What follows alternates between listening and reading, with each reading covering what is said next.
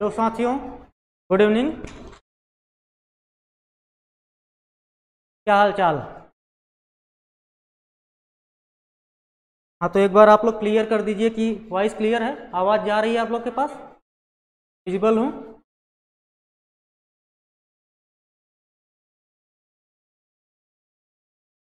चलो दोस्तों, आज की क्लास में हम लोग पढ़ेंगे बायोमॉलिक्यूल्स के प्रीवियस ईयर क्वेश्चंस। कल की क्लास में हम लोगों ने क्या देखा था? Cell the unit of life का प्रीवियस ईयर क्वेश्चन देखा था। आज की क्लास अपनी होगी बायोमॉलिक्यूल्स की। प्रीवियस ईयर क्वेश्चन सॉल्व करेंगे पिछले 10 साल के, और कुछ एनसीईआरटी एग्जाम्पलर के प्रॉब्लम्स हैं, जैसे कि बायोमॉलिक्यूल का भी है and cell the unit of life का भी है। तो आज हम लोग डिस्कस करेंगे पीवाईक्यू और एग्जाम्पलर प्रॉब्लम्स के बारे में, ठीक है ना? तो हम लोग शुरू करें। आवाज़ क्लियर जा रही है? बढ़िया। चलो बच्चों, देखते हैं हम लोग पहले सवाल को। पहले सवाल को हम लोग देखते हैं, ठीक है?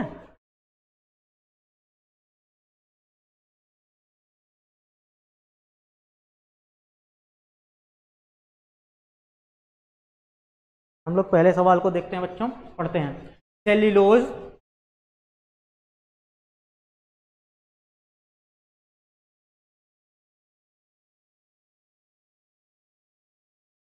चलो भैया, cellulose does not form blue colour with iodine.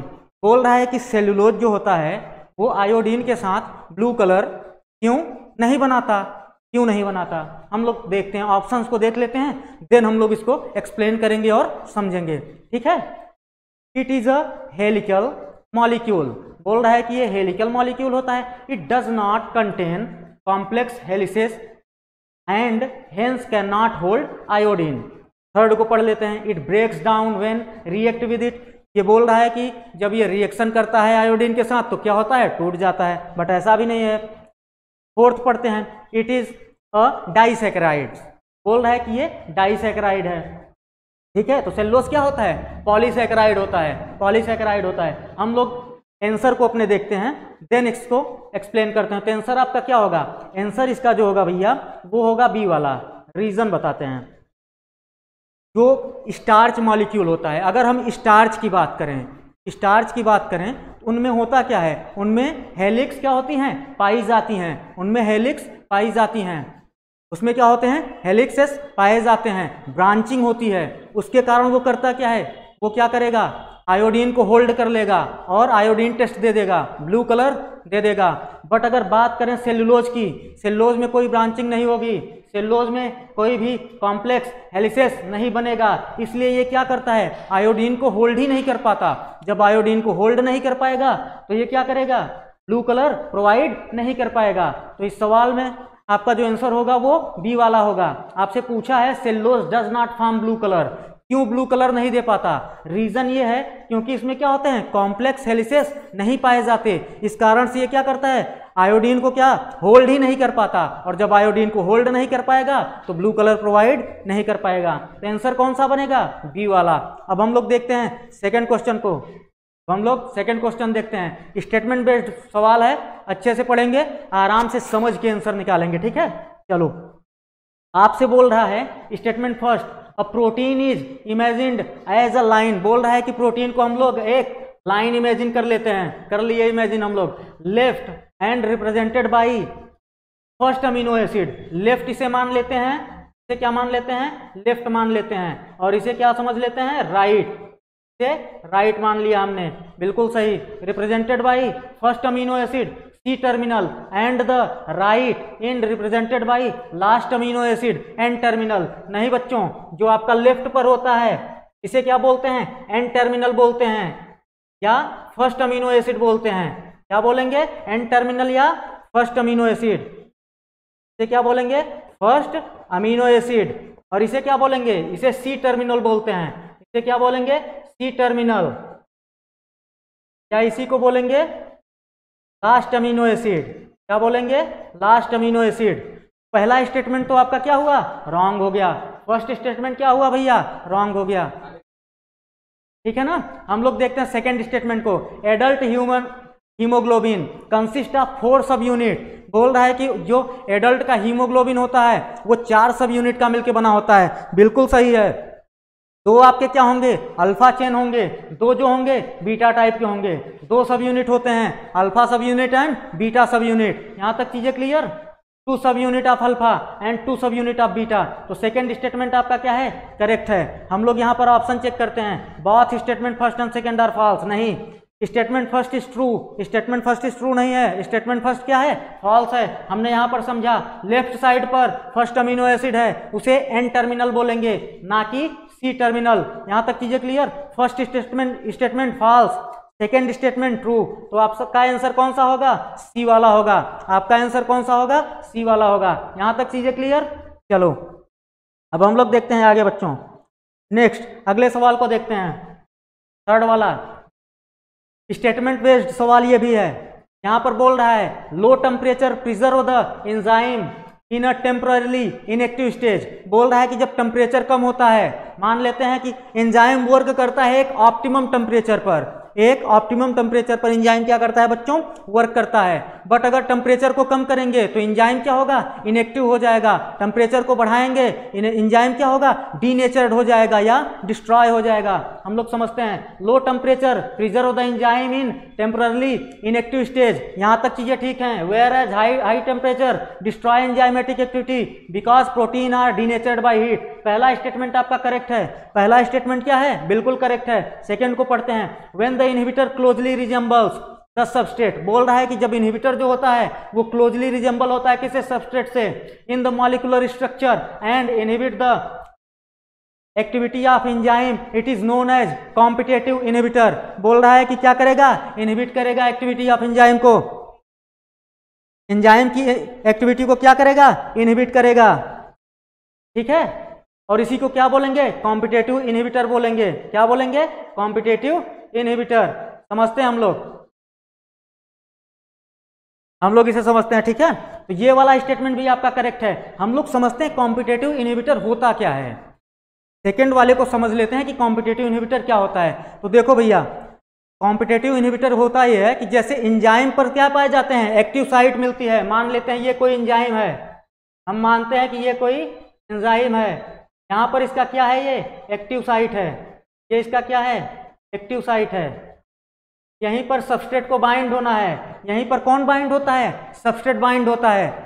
लेकिन मान लेते हैं ये अपना क्या है, सबस्ट्रेट है, ये अपना सबस्ट्रेट है, और ये क्या है, ये आपका इनहिबिटर है। ये क्या है आपका, रुक जाओ बच्चों, कलर चेंज कर लेते हैं। ये आपका क्या हो गया, ये आपका हो गया इनहिबिटर, ये इनहिबिटर हो गया। दोनों एक जैसे दिख रहे हैं। इसे यहाँ बाइंड होना है, सबस्ट्रेट को यहाँ बाइंड होना है। ये सबस्ट्रेट है, ये क्या है, इनहिबिटर है। सबस्ट्रेट को यहाँ बाइंड होना है, तभी प्रोडक्ट का फॉर्मेशन होगा। ठीक है, बट यहाँ पर क्या, कौन बाइंड हो जाए, यहाँ पर जाकर बाइंड हो जाए बच्चों, यहाँ पर बाइंड हो जाए आपका इनहिबिटर। क्यों, होता क्या है, जो इनहिबिटर होता है इसका जो स्ट्रक्चर होता है, इसका जो स्ट्रक्चर होता है कैसा होता है, सबस्ट्रेट के जैसा होता है। सबस्ट्रेट के जैसा स्ट्रक्चर होता है, इस कारण से सबस्ट्रेट की जगह यह जाकर क्या करेगा, एंजाइम पर बाइंड कर जाएगा। तो इसी को क्या बोलेंगे, कॉम्पिटेटिव इनहिबिशन बोलेंगे, कॉम्पिटेटिव इनहिबिशन बोलेंगे। इसका एग्जांपल अगर हम लोग लें तो जैसे मैलोनेट कॉम्पिटेटिव इनहिबिटर होता है किसके लिए, सक्सिनेट के लिए। एंजाइम कौन सा होता है, सक्सिनिक डिहाइड्रोजिनेज। यहां तक चीजें क्लियर। तो आपके दोनों स्टेटमेंट क्या है भैया, दोनों स्टेटमेंट आपके करेक्ट हैं। आपके दोनों स्टेटमेंट क्या हैं, करेक्ट हैं। आपके दोनों स्टेटमेंट करेक्ट हैं। आंसर आपका डी वाला बनेगा। Both statement first and second are true. दोनों स्टेटमेंट क्या हैं, करेक्ट हैं। चलो अब हम लोग देखते हैं चौथे नंबर सवाल को। फोर्थ नंबर सवाल को हम लोग देखते हैं। When a carrier protein facilitate the movement of two molecule across the membrane in same direction। हम लोग इसे फिगर से समझते हैं, हम लोग इसे फिगर के माध्यम से समझ लेते हैं। 3 मॉलिक्यूल बना लेते हैं। ठीक है, मान लेते हैं ऐसे हम लोगों ने फिगर बना लिया। यहां से एक मॉलिक्यूल गया, इसे हमने नाम दिया ए। यहां से 2 मॉलिक्यूल गए, बट डायरेक्शन इनकी क्या है, सेम है। ए वाला हुआ एंड बी वाला हुआ। यहाँ पर भी 2 मॉलिक्यूल्स गए, बट इनकी डायरेक्शन क्या है, अपोजिट है। ये रहा है आपका ए वाला, इधर से बी वाला। अगर सिंगल मॉलिक्यूल क्रॉस कर रहा है, अकेले जा रहा है, इसे क्या बोलेंगे? इसे बोलेंगे यूनिपोर्ट। इसे क्या बोलेंगे बच्चों? इसे बोलेंगे यूनिपोर्ट। ये क्या हुआ? यूनिपोर्ट हुआ। यहां पर दो मॉलिक्यूल जा रहे हैं, अलग अलग मॉलिक्यूल जा रहे हैं, बट इनकी डायरेक्शन क्या है? सेम है, डायरेक्शन सेम है, तो इसे क्या बोल देंगे? इसे बोल देंगे सिम्पोर्ट। साथ साथ जा रहे हैं, क्या बोल दिया? सिम्पोर्ट बोल दिया। यहां पर दो मॉलिक्यूल तो जा रहे हैं, बट कैसा डायरेक्शन है? अपोजिट डायरेक्शन है, इसे क्या बोलेंगे? इसे बोल देंगे एंटीपोर्ट। इसे क्या बोलेंगे? एंटीपोर्ट बोलेंगे। यहां तक चीजें क्लियर? इसे बोला हमने यूनिपोर्ट, इसे सिम्पोर्ट, इसे एंटीपोर्ट। यहां पर क्या पूछ रहा है आपसे? यहां पर आपसे पूछ रहा है कि कैरियर प्रोटीन, ये क्या है तीनों? ये तीनों कैरियर प्रोटीन्स हैं। ये कैरियर प्रोटीन्स है। Facilitate the movement of two molecule, कितने मॉलिक्यूल का?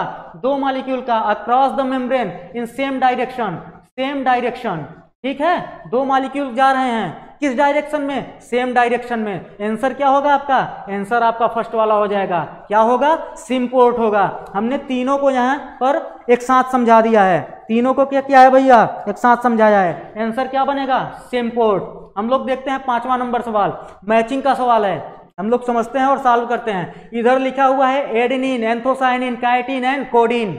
यहाँ पर pigment, polysaccharide, alkaloid, purine. Adenine क्या होता है बच्चों? एडेनिन क्या होता है? अगर हम बात करें न्यूक्लिक एसिड की, न्यूक्लिक एसिड की बात करें, उसमें टोटल कितने नाइट्रोजनस बेस होंगे? न्यूक्लिक एसिड में 5 नाइट्रोजनस बेस होते हैं।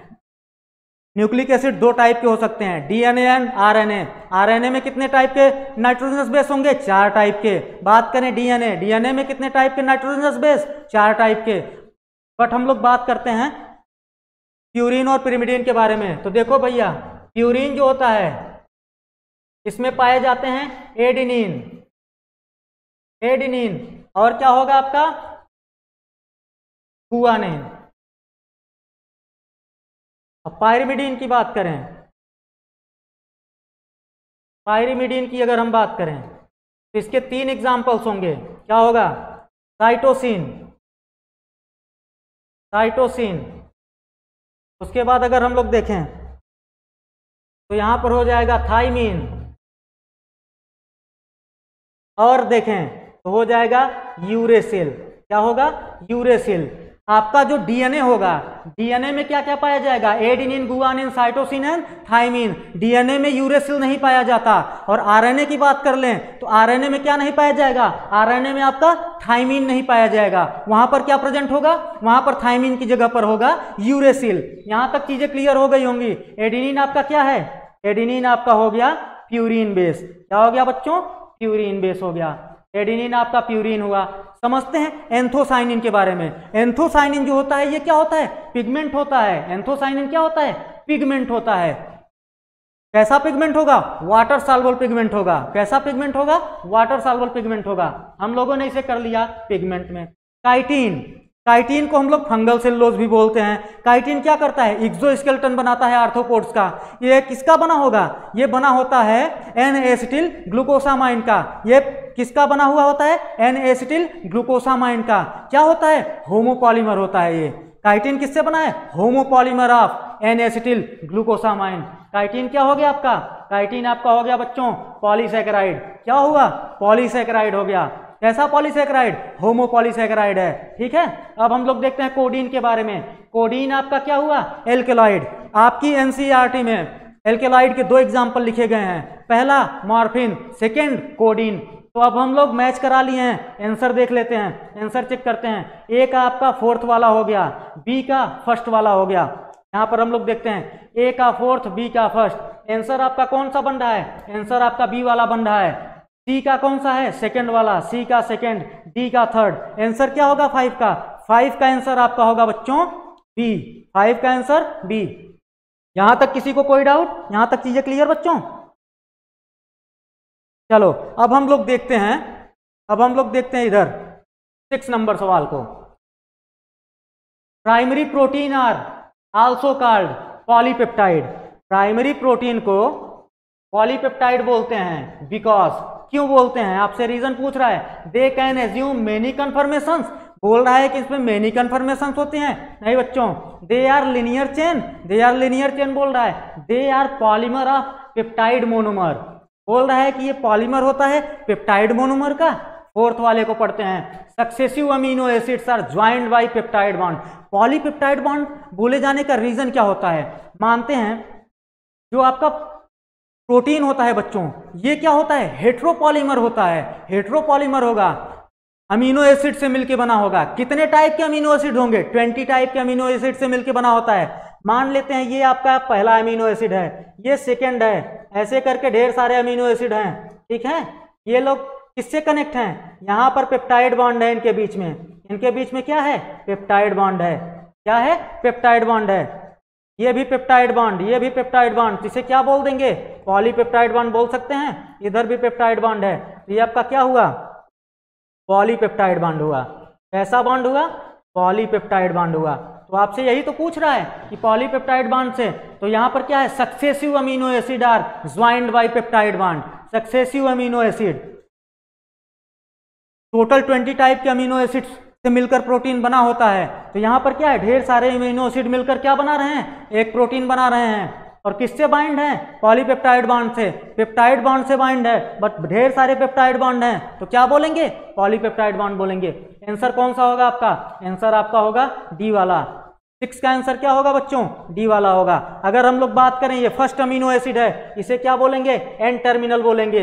इसे क्या बोलेंगे? अगर ये लास्ट अमीनो एसिड है तो ये सी टर्मिनल होगा, ये लेफ्ट साइड होगा, ये राइट साइड होगा। यहां तक चीजें क्लियर? चलो हम लोग देखते हैं 7 नंबर क्वेश्चन को। 7वें नंबर सवाल को देखते हैं। ये किसी दूसरे चैप्टर का है, बट फिर फिलहाल हम लोग यहाँ पर अगर सवाल आया है तो सॉल्व कर लेते हैं, ठीक है, परेशान नहीं होना है। Which of the following pair represent free living nitrogen fixation? आपसे पूछ रहा है कैसा है? फ्री लिविंग नाइट्रोजन फिक्सेसिंग बैक्टीरिया है, फ्री लिविंग है, और कैसा है? एरोबिक है। एरोबिक है। बात करते हैं स्यूडोमोनास एंड थायोबैसिलस की। ये कैसे होते हैं? ये तो डिनाइट्रिफिकेंस होते हैं, एनारोबिक होते हैं। कैसे होते हैं? डिनाइट्रिफिकेंस, डिनाइट्रिफिकेंस होते हैं, नाइट्रिफिकेंस होते हैं, डिनाइट्रिफिकेशन कराते हैं, नाइट्रिफिकेंस, ठीक है। ये डिनाइट्रिफिकेशन में हेल्प करते हैं। राइजोबियम एंड फ्रैंकिया, ये तो सिम्बियोटिक होते हैं बच्चों। ये कैसे होते हैं? सिम्बियोटिक होते हैं, फ्री लिविंग नहीं होते। कैसे होते हैं? सिम्बियोटिक होते हैं। बात करते हैं एजेटोबैक्टर एंड बेजरिंकिया, तो यही आपके फ्री लिविंग होते हैं। और कैसे होते हैं? एरोबिक होते हैं। यही बच्चों फ्री लिविंग एंड एरोबिक होते हैं। तो आंसर आपका कौन सा होगा? सी वाला होगा। हम लोग डी को चेक करते हैं। Anabaena, Anabaena and Rhodospirillum. Rhodospirillum कैसा होता है? एनारोबिक होता है। ये कैसा हो जाता है? एनारोबिक हो जाएगा। ये कैसा हो जाएगा भैया? एनारोबिक हो जाएगा। यहां तक चीजें क्लियर? आंसर आपका कौन सा बनेगा? सी वाला बनेगा।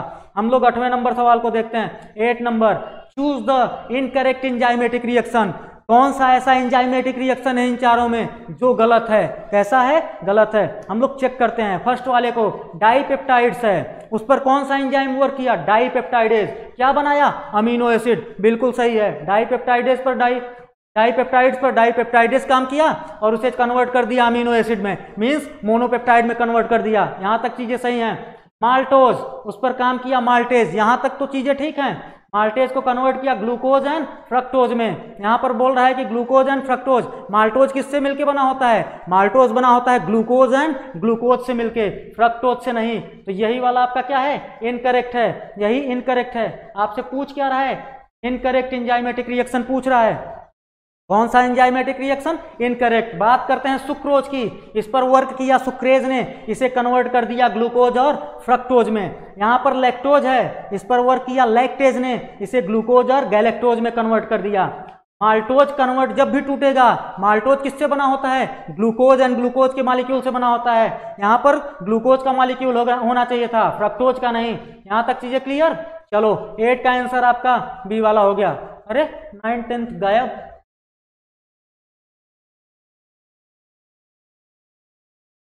बच्चों शायद कुछ गलती हुई है। 9वां और 10वां नंबर सवाल डिलीट हो गया है, ठीक है ना। 11 नंबर सीधा आ जा रहा है, तो हम लोग इसी को सॉल्व करते हैं। लेकिन कुछ मिस्टेक हुआ है, ठीक है ना। चलो हम लोग 11 नंबर को देखते हैं, 11 नंबर को देखते हैं।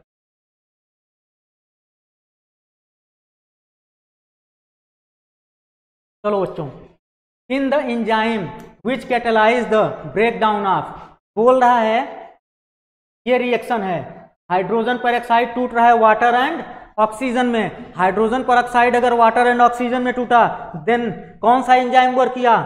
पेरोक्सीडेज। कौन सा एंजाइम बच्चों? पेरोक्सीडेज वर्क किया। कौन सा एंजाइम काम किया? पेरोक्सीडेज। पेरोक्सीडेज ने क्या किया? हाइड्रोजन पेरोक्साइड को तोड़ दिया वाटर एंड ऑक्सीजन के फॉर्म में। यहां पर बोल रहा है इन द एंजाइम विच कैटेलाइज, कौन कैटेलाइज करा रहा है? तो पेरोक्सीडेज में क्या पाया जाएगा? पेरोक्सीडेज में क्या पाया जाएगा हम लोग चेक करते हैं, नियासिन।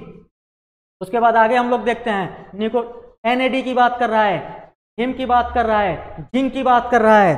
ठीक है, हम लोग इसे देख लेते हैं। देखो यहां पर थोड़ा सा कंसेप्ट अलग है, रीजन क्या है बताते हैं। जो कैटालिटिक एक्टिविटी होती है एंजाइम की, वो किसके कारण होती है? कोफैक्टर्स के कारण होती है। किसके कारण? कोफैक्टर के कारण होती है। कोफैक्टर टोटल कितने टाइप के होंगे? 3 टाइप के हो सकते हैं। पहला प्रोस्थेटिक ग्रुप, जो ऑर्गेनिक कंपाउंड तो होगा बट टाइटली बाउंड होगा, किससे? एपो एंजाइम से। दूसरा कोएंजाइम, ये भी ऑर्गेनिक कंपाउंड होगा बट ये लूजली बाउंड होगा एपो एंजाइम से। ठीक है, और जो तीसरा आपका होता है वो मेटल आयंस होते हैं। यहां हम लोग देखते हैं नियासिन जो है, नियासिन क्या है? नियासिन जो होता है बच्चों, ये कोएंजाइम जैसा बिहेव करता है। कैसा बिहेव करता है? कोएंजाइम जैसा, NAD एंड NADP के लिए। ठीक है, यहां NAD की बात की। हिम पेरोक्सीडेज में जो प्रोस्थेटिक ग्रुप होता है वो क्या होता है? हिम होता है। पेरोक्सीडेज में प्रोस्थेटिक ग्रुप क्या होगा? हिम होगा। क्या होगा भैया? हिम होगा। ठीक है, पेरोक्सीडेज में प्रोस्थेटिक ग्रुप क्या होगा? हिम होगा, हिम होगा। और यही क्या करेगा?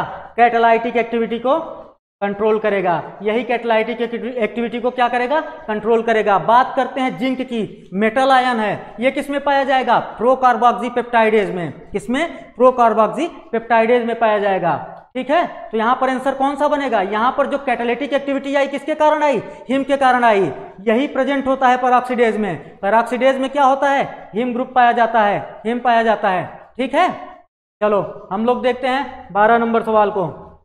स्टेटमेंट का सवाल है, read the following statement on lipid and find out correct set. बोल रहा है करेक्ट सेट के लिए फाइंड करो करेक्ट सेट को। पढ़ते हैं, lecithin found in plasma membrane is glycoprotein. नहीं बच्चों, लेसाइथिन जो होता है वो ग्लाइकोप्रोटीन नहीं होता।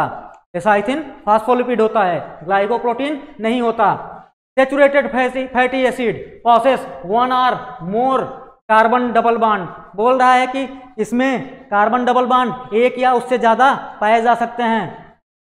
इसमें बोल रहा है कार्बन कार्बन डबल बॉन्ड 1 या उससे ज्यादा पाए जा सकते हैं। किसमें? सैचुरेटेड फैटी एसिड में। नहीं, ऐसा किसमें होता है? अनसैचुरेटेड फैटी एसिड में होता है। ऐसा कहां पर होता है बच्चों? अनसैचुरेटेड फैटी एसिड में होता है। तो आपका बी वाला भी क्या हुआ? इनकरेक्ट हुआ। बी वाला भी क्या है? इनकरेक्ट है। यहां तक चीजें क्लियर? बी वाला भी आपका इनकरेक्ट हुआ। हम लोग आगे देखते हैं, gingelly oil has lower melting point. जब बच्चों ऑयल की बात करते हैं, ऑयल का जो मेल्टिंग पॉइंट होता है वो कम होता है। बात करें अगर हम लोग फैट की, फैट का मेल्टिंग पॉइंट ज्यादा होता है। Hence remains as oil in winter. इसीलिए विंटर में ऑयल कैसा रहता है? जमता नहीं है, वो ऑयल की तरह ही बना रहता है। तो ये वाला तो आपका सही है, सी आपका करेक्ट है। Lipid are generally insoluble in water but soluble in some organic solvent. ये भी सही है, वाटर सॉल्युबल नहीं होता। कैसा होता है? हाइड्रोफोबिक नेचर का होता है। बट ऑर्गेनिक सॉल्वेंट में जैसे एसीटोन हो गया, इन सब चीजों में क्या होता है? सॉल्युबल होता है। बात करते हैं हम लोग, when fatty acid is esterified with glycerol monoglyceride are formed. बिल्कुल सही है, हम लोग समझते हैं कैसे। बोल रहा है कि फैटी एसिड जब भी ग्लिसरॉल के साथ क्या करेगा? स्टेरिफाइड होगा तो मोनोग्लिसराइड बनाएगा। ग्लिसरॉल के साथ अगर एक फैटी एसिड जुड़े उसे मोनोग्लिसराइड बोलेंगे। ग्लिसरॉल के साथ अगर 2 फैटी एसिड जुड़े उसे डाइग्लिसराइड बोलेंगे। और अगर 3 फैटी एसिड जुड़ता है ग्लिसरॉल के साथ, एक ग्लिसरॉल के साथ, उसे ट्राइग्लिसराइड बोलते हैं। तो ये स्टेटमेंट भी आपका करेक्ट है। CDER करेक्ट, आपसे करेक्ट पूछ रहा है। आंसर हम लोग देख लेते हैं। यहां पर आंसर आपका कौन सा बनेगा? सी वाला बनेगा। 12 का आंसर क्या बनेगा बच्चों? सी वाला बनेगा। ठीक है, 12 का आंसर क्या हुआ? सी वाला हुआ। चलो हम लोग देखते हैं 13 नंबर को। 13 नंबर को देखते हैं भैया। चलो आगे देखते हैं हम लोग। A dehydration reaction links two glucose molecule to product maltose. बोल रहे हैं कि डिहाइड्रेशन रिएक्शन में होता क्या है, लिंक होता है, दो ग्लूकोज मॉलिक्यूल जुड़ते हैं, डिहाइड्रेशन रिएक्शन होती है और माल्टोज का फॉर्मेशन होता है। If the formula for glucose is C6H12O6 then what is the formula of maltose. तो माल्टोज का फार्मूला पूछ रहे हैं, हम लोग देख लेते हैं यहाँ पर। अगर फार्मूला C6H12O6 है, ठीक है, और क्या हुआ, दो ग्लूकोज मॉलिक्यूल मिले, कौन किसको बनाए, माल्टोज को बना दिए। यहाँ पर हम लोग 2 कर लेते हैं, इंटू 2। यहाँ पर बच्चों हमने क्या किया, इंटू 2 कर लिया। और आगे हम लोगों ने रिएक्शन कौन सी की, डिहाइड्रेशन, मीन्स वाटर क्या हो रहा है, वाटर यहाँ पे निकल रहा है, रिलीज हो रहा है। वाटर क्या हुआ भैया, रिलीज हो गया, मीन्स हाइड्रोजन के 2 मॉलिक्यूल, ऑक्सीजन का 1 मॉलिक्यूल यहाँ से निकल जाएगा। हम लोग देखते हैं यहाँ पर, अगर हाइड्रोजन के 2 मॉलिक्यूल निकले तो C6 यहाँ पर 6 है, 2 से अगर मल्टीप्लाई हुआ तो कार्बन कितने हुए, कार्बन तो आपका हो गया 12, कार्बन कितना हो गया 12 हो गया। हाइड्रोजन 12 दूना 24, 24 हाइड्रोजन होने चाहिए, बट 2 हाइड्रोजन निकल रहे हैं, मीन्स कितने हाइड्रोजन बचे, 22 हाइड्रोजन बचे। ऑक्सीजन 6 दूनी 12, 12 ऑक्सीजन हो रहे थे, बट यहाँ पर 1 ऑक्सीजन निकल गया, मीन्स ऑक्सीजन कितना बचा, 11 बचा। हम लोग ढूंढ लेते हैं, यही है माल्टोज का फार्मूला। क्या है, माल्टोज का फार्मूला। यहाँ पर ऑलरेडी आपसे बोल रहा है कौन सी रिएक्शन हो रही है, डिहाइड्रेशन रिएक्शन हो रही है, मीन्स वाटर कहाँ बाहर निकल रहा है, वाटर रिलीज हो रहा है। हम लोग समझते हैं, फार्मूला देख लेते हैं। यहाँ पर ये रहा आपका फार्मूला बच्चों, C12H22O11। आपका आंसर कौन सा होगा, आपका आंसर होगा सी वाला। किसी को किसी भी तरीके का कोई डाउट, बच्चों डाउट नहीं रखना है बिल्कुल भी, सवाल बिल्कुल सिंपल सा था, सारी चीजें आपके सवाल में दी गई थी। ग्लूकोज का फार्मूला दिया गया था, बताया भी गया था कि प्रोसेस कौन सी हो रही है, डिहाइड्रेशन की प्रोसेस हो रही है। आगे देखते हैं हम लोग नेक्स्ट देखते हैं, ठीक है। 14 नंबर सवाल को देखते हैं, मैचिंग का सवाल है, मैचिंग का सवाल है बच्चों, ठीक है, मैचिंग का सवाल है। देखते हैं हम लोग, यहाँ पर लिखा है ग्लाइकोजन, ग्लोबुलिन, स्टीरॉइड, थ्रोम्बिन। यहाँ पर हार्मोन लिखा है, यहाँ पर बायोलॉजिकल मॉलिक्यूल्स दिए गए हैं। सेकंड वाली लिस्ट में क्या दिया गया है आपका, सेकंड लिस्ट में, इसे लिस्ट सेकंड कर लेते हैं हम लोग, फर्स्ट ही लिखा है, मिसप्रिंट है भैया। लिस्ट सेकंड में क्या है, बायोलॉजिकल फंक्शन दिया गया है। ग्लाइकोजन का फंक्शन क्या होगा, स्टोरेज। ग्लाइकोजन का फंक्शन क्या होगा बच्चों, ग्लाइकोजन स्टोरेज का काम करेगा। कैसा, स्टोरेज। आगे देखते हैं ग्लोबुलिन, ग्लोबुलिन क्या है, प्रोटीन है। और एंटीबॉडी जो आपकी होती है क्या होती है, प्रोटीन्स होती हैं। एंटीबॉडी क्या होती है, प्रोटीन्स होती हैं। और ग्लोबुलिन कैसा होता है, एंटीबॉडी का काम करेगा। चलो आगे हम लोग देखते हैं स्टीरॉइड। स्टीरॉइड्स क्या होते हैं, हार्मोन्स होते हैं। स्टीरॉइड आपका क्या होगा, हार्मोन होगा, ठीक है। थ्रोम्बिन, थ्रोम्बिन आपका क्या हो जाएगा बच्चों, बायोकैटलिस्ट। बायोकैटलिस्ट मीन्स एंजाइम जैसा बिहेव करेगा, ठीक है। तो आंसर आपका देख लेते हैं हम लोग, आंसर यहाँ पर हम लोग चेक करते हैं। ए का आपका 4th हो जाएगा, ए का 4th, बी का 3rd, ए का 4th, बी का 3rd। चलो आंसर आपका होगा डी वाला। आंसर कौन सा हुआ बच्चों, आंसर आपका हो गया डी वाला। एक मच्छर है बच्चों, रुक जाओ, हटा देते हैं, नहीं तो स्क्रीन पर बार बार टच कर रहा है, ठीक है। आपका आंसर कौन सा बनेगा, आंसर आपका बनेगा डी वाला। ए का 4th हुआ, बी का 3rd हुआ, सी का 1st हुआ एंड डी का 2nd हुआ। आंसर कौन सा हुआ, 14 का आंसर डी। हम लोग देखते हैं 15 number, which of the following are not secondary metabolite. बोल रहा है कौन सा सेकेंडरी मेटाबोलाइट नहीं होगा, कौन सा सेकेंडरी मेटाबोलाइट नहीं होगा। हम लोग समझते हैं पहले मेटाबोलाइट्स होते क्या हैं, या प्राइमरी मेटाबोलाइट क्या होता है। ऐसे मॉलिक्यूल्स, ऐसे मेटाबोलाइट्स जिनका फंक्शन क्या है, आइडेंटिफाइबल है, जिनका फंक्शन हमको पता है, नोन है। जैसे अमीनो एसिड हो गया, प्रोटीन हो गए, फैट हो गया, कार्बोहाइड्रेट हो गया, लिपिड हो गया, इन सब के फंक्शन हम लोगों को क्या है, पता है। सेकेंडरी मेटाबोलाइट क्या होता है, ये हमारे मेटाबॉलिज्म में डायरेक्टली इन्वॉल्व नहीं होते, ये हमारे मेटाबॉलिज्म में डायरेक्टली इन्वॉल्व नहीं होते। हम लोग चेक करते हैं amino acid and glucose.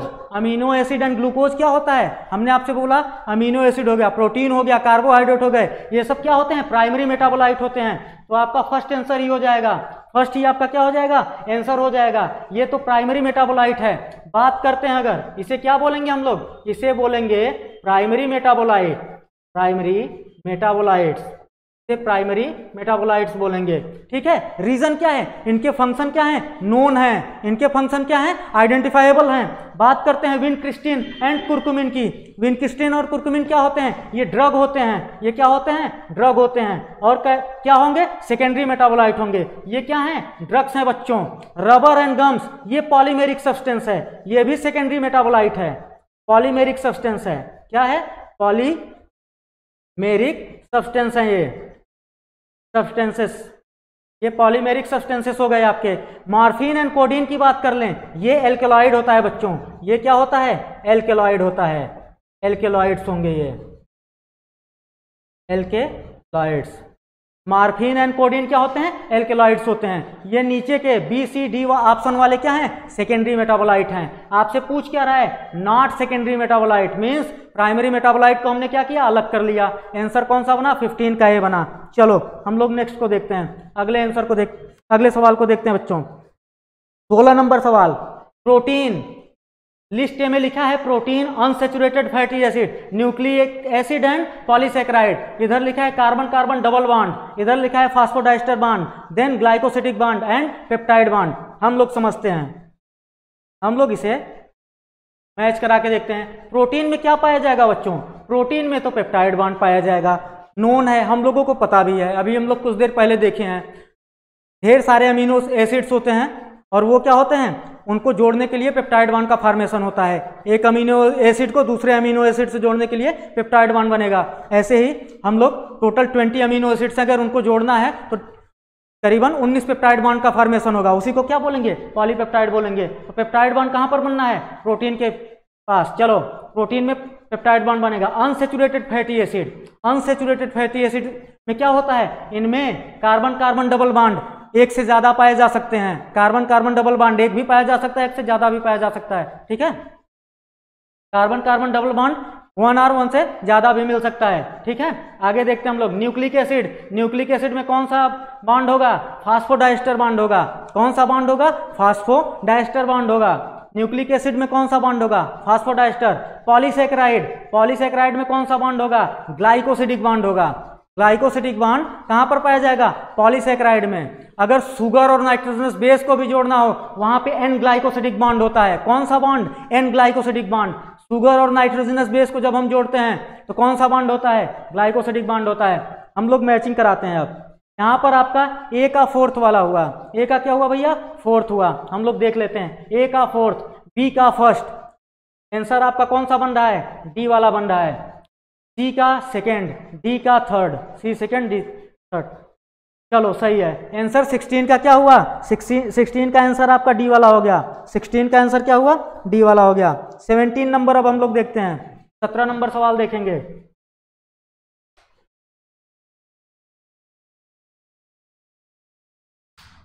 Seventeen number question को देखते हैं। आइडेंटिफाई द इनकरेक्ट पेयर, बोल रहा है इनकरेक्ट पेयर को आइडेंटिफाई करिए। इनकरेक्ट पेयर को देखना है बच्चों। हम लोग समझते हैं, टॉक्सिन, एवरिन लिखा है, बिल्कुल सही है। एक और होता है रिसिन करके, एक नाम और है यहाँ पर, रिसिन। रिसिन और एवरिन क्या होते हैं, टॉक्सिन्स होते हैं, बिल्कुल ठीक है। लेक्टिन, कनकावलिन, ये भी सही है बच्चों। लेक्टिन जो होते हैं, कनकावलिन, इसका एग्जाम्पल क्या है, कनकावलिन होता है। देखते हैं ड्रग, ड्रग में रिसिन नहीं होगा, रिसिन तो टॉक्सिन होता है। ड्रग में होना क्या चाहिए, ड्रग में विनब्लास्टिन होता है, या क्या होता है, विनक्रिस्टिन होता है, या तो कुर्कुमिन होता है। तो आपका आंसर क्या है, इनकरेक्ट पेयर पूछ रहा है आपसे, आंसर आपका सी वाला बनेगा। एल्केलॉइड में कोडीन हो जाएगा, यहाँ पर मॉर्फिन भी हो सकता है। एक सेकेंड बच्चों, यहाँ पर मॉर्फिन भी हो सकता है। क्या हो जाएगा भैया, मॉर्फिन। मॉर्फिन एंड कोडीन क्या होते हैं, एल्केलॉइड के एग्जांपल्स होते हैं। ड्रग की बात करें तो यहाँ पर विनक्रिस्टिन, विनब्लास्टिन, कुर्कुमिन होना चाहिए था, बट यहाँ पर रिसिन लिखा है। और रिसिन आपका क्या होता है, रिसिन तो आपका टॉक्सिन होता है। यहाँ तक चीजें क्लियर। ये सब सेकेंडरी मेटाबोलाइट्स हैं। क्या है, सेकेंडरी मेटाबोलाइट। 17 का आंसर आपका सी होगा। 18 नंबर देखते हैं। यहाँ पर बोल रहा है which of the following statement with reference to lipid, lipid के लिए दिए गए हैं। हम लोग इसे पढ़ते हैं। आपसे पूछ क्या रहा है, करेक्ट आंसर पूछ रहा है। करेक्ट आंसर आपसे पूछ रहा है, कौन कौन से करेक्ट हैं हम लोग देख लेते हैं। Lipid having only single bond are called unsaturated fatty acid. Lipid में अगर सिंगल बॉन्ड है तो क्या उसे अनसैचुरेटेड बोलेंगे? नहीं, वो तो सैचुरेटेड फैटी एसिड होता है। ए वाला तो आपका गलत हो गया, ए वाला क्या हुआ?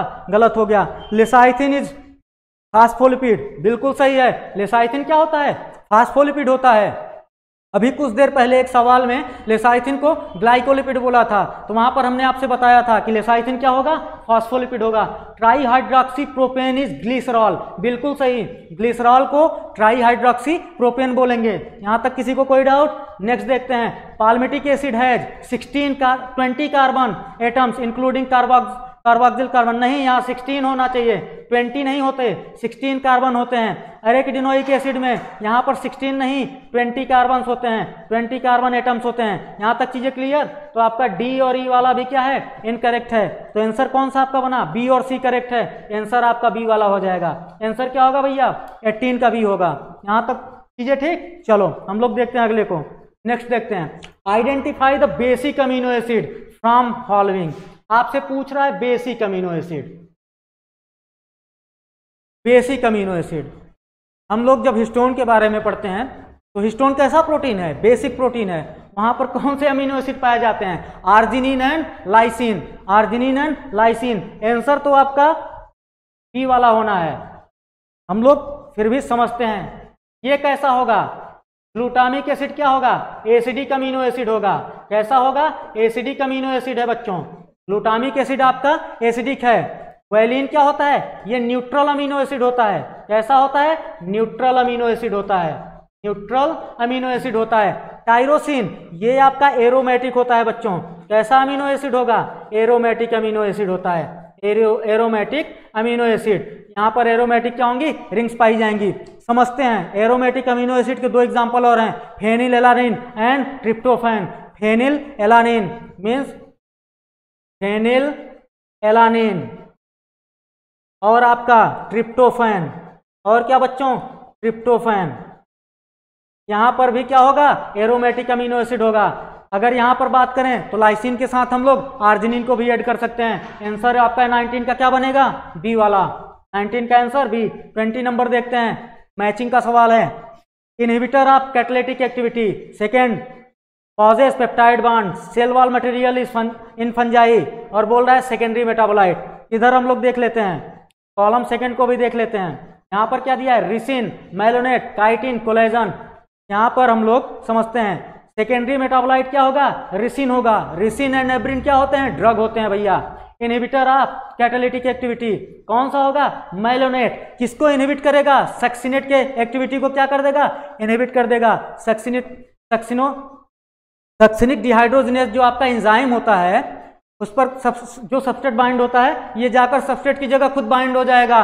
क्या करेगा? इनहिबिशन काज करेगा। Causes peptide bond, peptide bond कहां पर होगा? कोलेजन। कोलेजन क्या है? प्रोटीन है, मोस्ट अबंडेंट प्रोटीन है। किसमें? एनिमल्स में। और अगर बात करें पूरे बायोस्फीयर में तो कौन सा प्रोटीन होगा? रुबिस्को। मोस्ट अबंडेंट प्रोटीन इन बायोस्फीयर, तो आंसर आपका रुबिस्को होगा। बट अगर सवाल आपका रहे कि most abundant protein in animal तो क्या होगा? कोलेजन होगा। ध्यान रखने वाली बात है, ठीक है। चलो आगे देखते हैं हम लोग। Cell wall material in fungi क्या होता है? काइटिन होता है। फंगल सेल वॉल किसकी बनी होती है? काइटिन एंड पॉलीसैकेराइड की बनी होती है। काइटिन किससे बना होगा? काइटिन जो होता है होमोपॉलीमर होता है। किसका? एन एसिटिल ग्लूकोसामिन का। तो हम लोग मैचिंग को देखते हैं। फर्स्ट का भी, ए का सेकेंड, ए का सेकेंड आपका हो गया। चलो ए का सेकेंड हुआ, बी का फोर्थ हुआ। A second B fourth. आपका आंसर कौन सा बना? डी वाला। सी का थर्ड एंड डी का first. C third and D first. चलो 20 का आंसर डी। 20 का आंसर क्या बन गया? डी बन गया। चलो आगे देखते हैं हम लोग 21 नंबर को। विच one of following is most abundant protein in animals. अभी हम लोग जिक्र किए हैं most abundant protein in animal में कौन होगा? हम लोग सीधे सीधे आंसर क्या करेंगे? कोलेजन को लगाएंगे। क्या करेंगे? कोलेजन को। बात करें लेक्टिन की, लेक्टिन क्या होता है? सेकेंडरी मेटाबोलाइट होता है। अगर इसके एग्जाम्पल की बात करें, कॉन्कावालिन होता है, ठीक है। और इंसुलिन, इंसुलिन क्या होता है? हार्मोन होता है। इंसुलिन हार्मोन होता है। किसका बना होगा? प्रोटीनेशियस होगा। हीमोग्लोबिन, हीमोग्लोबिन क्या करेगा? हीमोग्लोबिन ये ट्रांसपोर्ट प्रोटीन होता है। क्या करता है? ट्रांसपोर्ट, गैसियस ट्रांसपोर्ट में हेल्प कराता है, ठीक है। तो आपका आंसर क्या बनेगा? 21 का आंसर आपका फर्स्ट बनेगा। हम लोग 22 नंबर देखते हैं, 22 नंबर सवाल। Identify the substances having glycosidic. बोल रहा है कि ग्लाइकोसिडिक कौन सा बॉन्ड है? ग्लाइकोसिडिक बॉन्ड है। Glycosidic bond and peptide bond respectively, and peptide bond respectively. हम लोग चेक कर लेते हैं। ग्लाइकोसिडिक बॉन्ड है मीन्स कार्बोहाइड्रेट को ढूंढना है, और अगर पेप्टाइड बॉन्ड है मीन्स प्रोटीन को ढूंढना है। अपन लोग ढूंढ लेते हैं। चलो ग्लिसरॉल, ग्लिसरॉल तो ये तो पहले ही कट गया, फैटी एसिड का कोई केस ही नहीं बनेगा। सेल्यूलोज, इसको चेक कर लेते हैं। लेसाइथिन क्या होता है? यहाँ पर लेसाइथिन फास्फोलिपिड होता है, तो यहाँ पर तो बॉन्ड का कोई कंसेप्ट ही नहीं बन रहा है। यहाँ पर पेप्टाइड बॉन्ड या ग्लाइकोसिडिक बॉन्ड का तो कंसेप्ट ही नहीं बन रहा है। आगे देखते हैं। Insulin, inulin and insulin. Inulin जो होता है ये क्या होता है? ये होमोपॉलीमर होता है। किसका? फ्रक्टोज का। किसका होमोपॉलीमर होगा? फ्रक्टोज का। फ्रक्टोज क्या होता है? फ्रक्टोज आपका पॉलीसैकेराइड होता है। फ्रक्टोज पॉलीसैकेराइड होगा। चलो हम लोग देखते हैं अब आगे वाले को। इंसुलिन क्या होता है? प्रोटीन होता है। यहाँ पर पेप्टाइड बॉन्ड पाया जाएगा, तो आपका आंसर क्या बनेगा? Inulin and insulin. आंसर कौन सा होगा? सी वाला होगा। काइटिन में क्या होगा? काइटिन में जो काइटिन किसका बना होता है? एन एसिटिल ग्लूकोसामाइन का होमोपॉलीमर होता है। कोलेस्ट्रॉल ये तो लिपिड है। यहाँ पर तो पेप्टाइड बॉन्ड और ग्लाइकोसिडिक बॉन्ड का कंसेप्ट नहीं आएगा बच्चों। यहाँ तक चीजें क्लियर? तो आंसर कौन सा होगा? 22 का। 22 का आंसर आपका सी वाला होगा। 22 का आंसर क्या हो जाएगा? सी हो जाएगा। चलो हम लोग आगे देखते हैं। 23 number, identify the statement which is incorrect. आपसे बोल रहा है कि इनकरेक्ट स्टेटमेंट को क्या करें? आइडेंटिफाई करें। 2020 में आया है, कोविड के टाइम का सवाल है, रीनीट हुआ था, दोबारा नीट हुआ था बच्चों, ध्यान देते हैं। Glycine is example of lipid, नहीं बच्चों, अमीनो एसिड का होता है, सिंपलेस्ट अमीनो एसिड होता है ग्लाइसिन। तो पहला वाला ही आपका क्या है? इनकरेक्ट है। बट हम लोग नीचे देख लेते हैं और भी ऑप्शंस को चेक करते हैं। लेसाइथिन कंटेन फास्फोरस एटम, बिल्कुल सही है, फास्फोलिपिड होता है। टायरोसिन पॉसेस एरोमेटिक रिंग, बिल्कुल, कैसा होता है? एरोमेटिक अमीनो एसिड होता है। Sulphur is an integral part of cysteine, sulphur पाया जाएगा आपका मेथियोनिन में, सिस्टीन में एंड सिस्टाइन में। यहां तक चीजें क्लियर? तो आंसर आपका कौन सा इनकरेक्ट है? इनकरेक्ट आपका फर्स्ट वाला है। और आपसे क्या पूछा है? इनकरेक्ट पूछा है। 23 का आंसर क्या बनेगा? ए बनेगा। 24 नंबर को चेक करते हैं हम लोग, 24 नंबर सवाल को। 24 नंबर सवाल को हम लोग देखते हैं बच्चों। चलो आगे हम लोग देखते हैं। Aquaporin, asparagine, abscisic acid and chitin. यहां पर लिखा है amide, polysaccharide, polypeptide and carotenoid. अपन लोग मैच कराते हैं इसे। चलो एक्वापोरिन क्या होता है? प्रोटीन होता है बच्चों। क्या होता है? प्रोटीन चैनल होता है। एक्वापोरिन को हम लोग किससे कर लें? पॉलीपेप्टाइड से मैच करा लिए। एस्पेराजिन, एस्पेरेजिन जो होता है ये एमाइड होता है। ये क्या होता है? एमाइड होता है। एस्पेरेजिन आपका एमाइड होगा। अगर बात करें एब्सिसिक एसिड का, ये कैरोटिनाइड होता है। इसका नेचर कैसा होता है? कैरोटिनाइड होता है। काइटिन आपका क्या है? पॉलीसैकेराइड है। क्या है? पॉलीसैकेराइड है। किससे मिलके बना है? N acetyl glucosamine. किसका बना है? नाक का। क्या बना है बच्चों? नाक का। N acetyl glucosamine. हम लोग मैचिंग यहां पर देखते हैं। आपका जो फर्स्ट है, फर्स्ट का थर्ड, फर्स्ट का थर्ड हुआ। चलो सेकंड का फर्स्ट, सेकंड का फर्स्ट, सी डी दोनों मिल रहा है। थर्ड का फोर्थ, डी वाला आपका क्या हुआ? आंसर हो गया। डी वाला आपका क्या हुआ बच्चों? आंसर हो गया। और फोर्थ का क्या हुआ? सेकंड। डी वाला आपका क्या है? सही मैच है, यही आंसर है। 24 का आंसर क्या हुआ बच्चों? डी हो गया। हम लोग 25 नंबर देखते हैं। 25 नंबर, ये बढ़िया सवाल है बच्चों। विच ऑफ द फॉलोइंग, बोल रहा है glucose transporter is insulin dependent. बोल रहा है इन चारों में कौन सा इंसुलिन डिपेंडेंट ग्लूकोज ट्रांसपोर्टर है?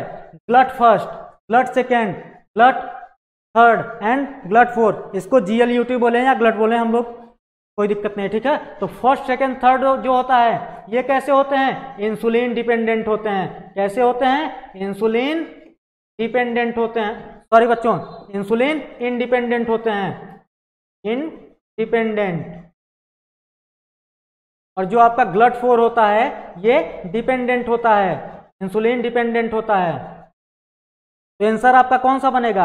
आंसर आपका डी वाला बनेगा। आपकी NCERT में एक टेबल बनाया गया है प्रोटीन को लेकर, तो वहां पर ये चीजें डायरेक्ट लिखी गई हैं। अगर हम लोग टेबल से जाके देखें तो ये आंसर आपको डायरेक्ट मिलेगा, बट यहाँ पर इंसुलिन डिपेंडेंसी के फॉर्म में पूछा है तो ग्लट 4 आपका आंसर होगा।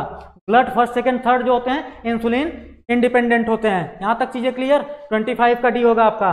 चलो 26 बोल रहा है कैनावेलिन ए, ये क्या होगा? लेक्टिन होगा। इसको अभी हम लोग डिस्कस किए हैं। क्या होगा बच्चों? और लेक्टिन होगा। एल्कलाइड की बात करें तो यहाँ पर मॉर्फिन हो जाएगा। क्या होगा?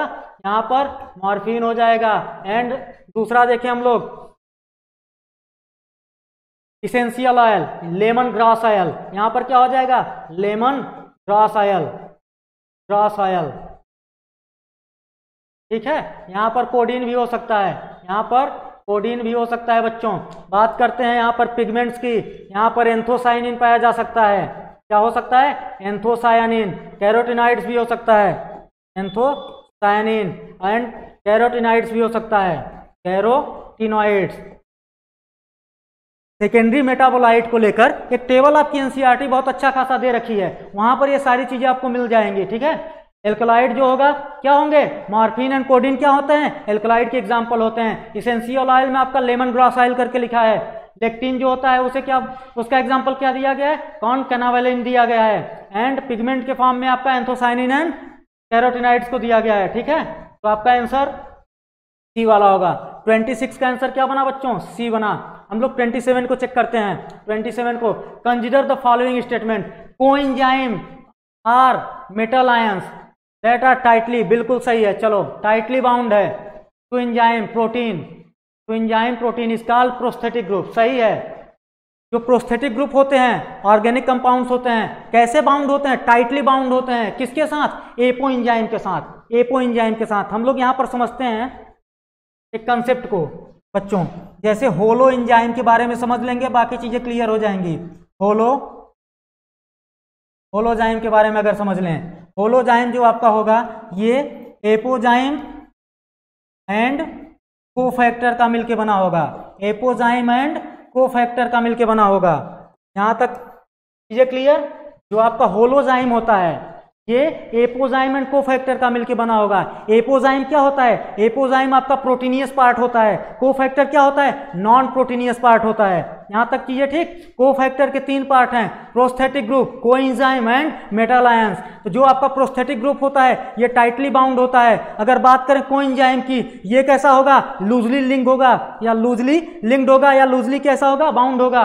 और बात करें मेटल आयन तो ये भी टाइटली बाउंड होता है। यहां तक ठीक। तो प्रोस्थेटिक ग्रुप के लिए पहला स्टेटमेंट क्या है आपका?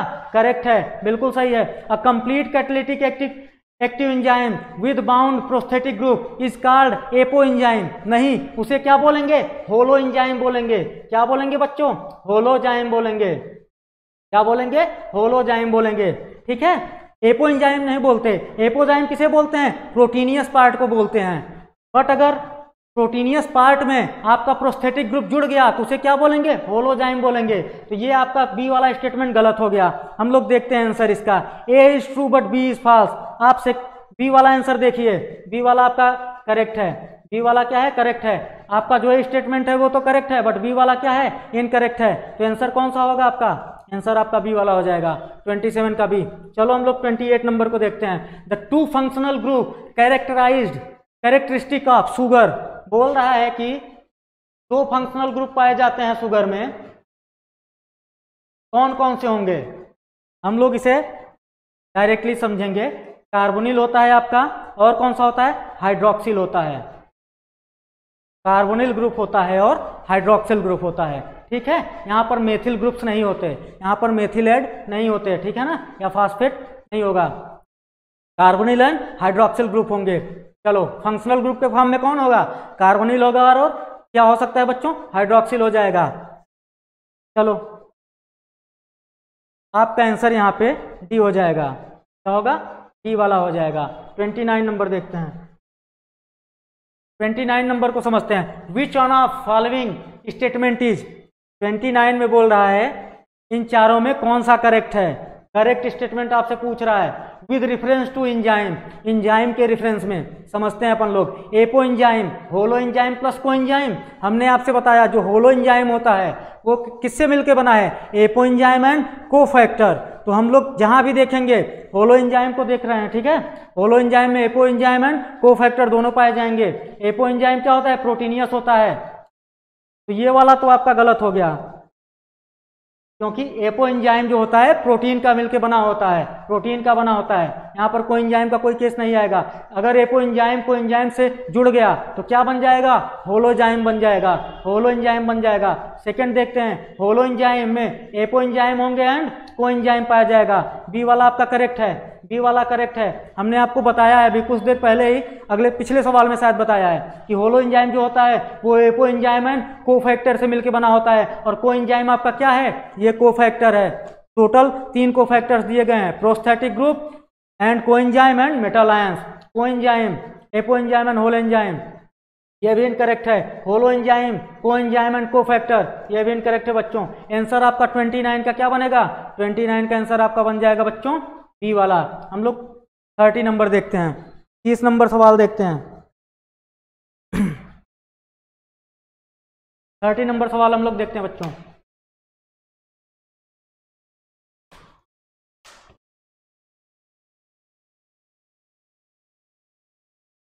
विच of the following are not polymeric, बोल रहा है कौन सा पॉलीमेरिक फॉर्म नहीं होगा, कौन पॉलीमर नहीं बनाएगा।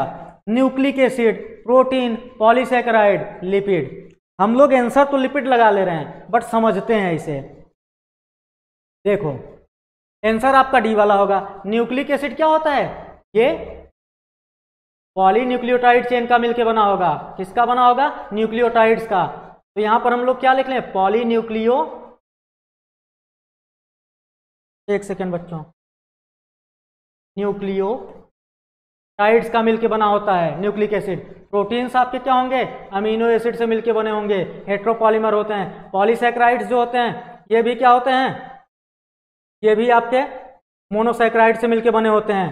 किससे बने होंगे, मोनोसैकेराइड से मिलके बने होंगे। ये भी क्या होंगे, पॉलीमेरिक फॉर्म होगा। ये भी क्या होगा, पॉलीमेरिक फॉर्म होगा इसका।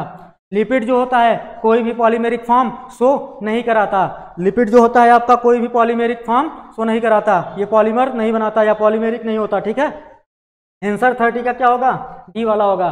31 देखते हैं हम लोग। A fat molecule is form from, बोल रहा है कि एक फैट मॉलिक्यूल कैसे बनेगा। चलो हम लोग चेक करते हैं। 3 glycerol 1 molecule of fatty acid, 1 glycerol 1 molecule of fatty acid, 3 glycerol 1 molecule 3 fatty acid molecule, 1 glycerol and 3 fatty acid molecule. तो जब भी बच्चों एक ग्लिसरॉल से, एक ग्लिसरॉल में अगर हम लोग एक फैटी एसिड को जोड़ते हैं तो क्या बनेगा, एक फैटी एसिड को अगर जोड़ देंगे तो यहाँ पर बनेगा मोनोग्लिसराइड। क्या बन जाएगा, मोनोग्लिसराइड बनेगा। अगर यहाँ पर एक ग्लिसरॉल है, 2 फैटी एसिड जोड़ दिया हमने तो इसे डाईग्लिसराइड बोलेंगे। क्या बोलेंगे, डाईग्लिसराइड। और अगर एक ग्लिसरॉल है, यहाँ पर 3 फैटी एसिड हमने जोड़ा, एक सेकेंड बच्चों,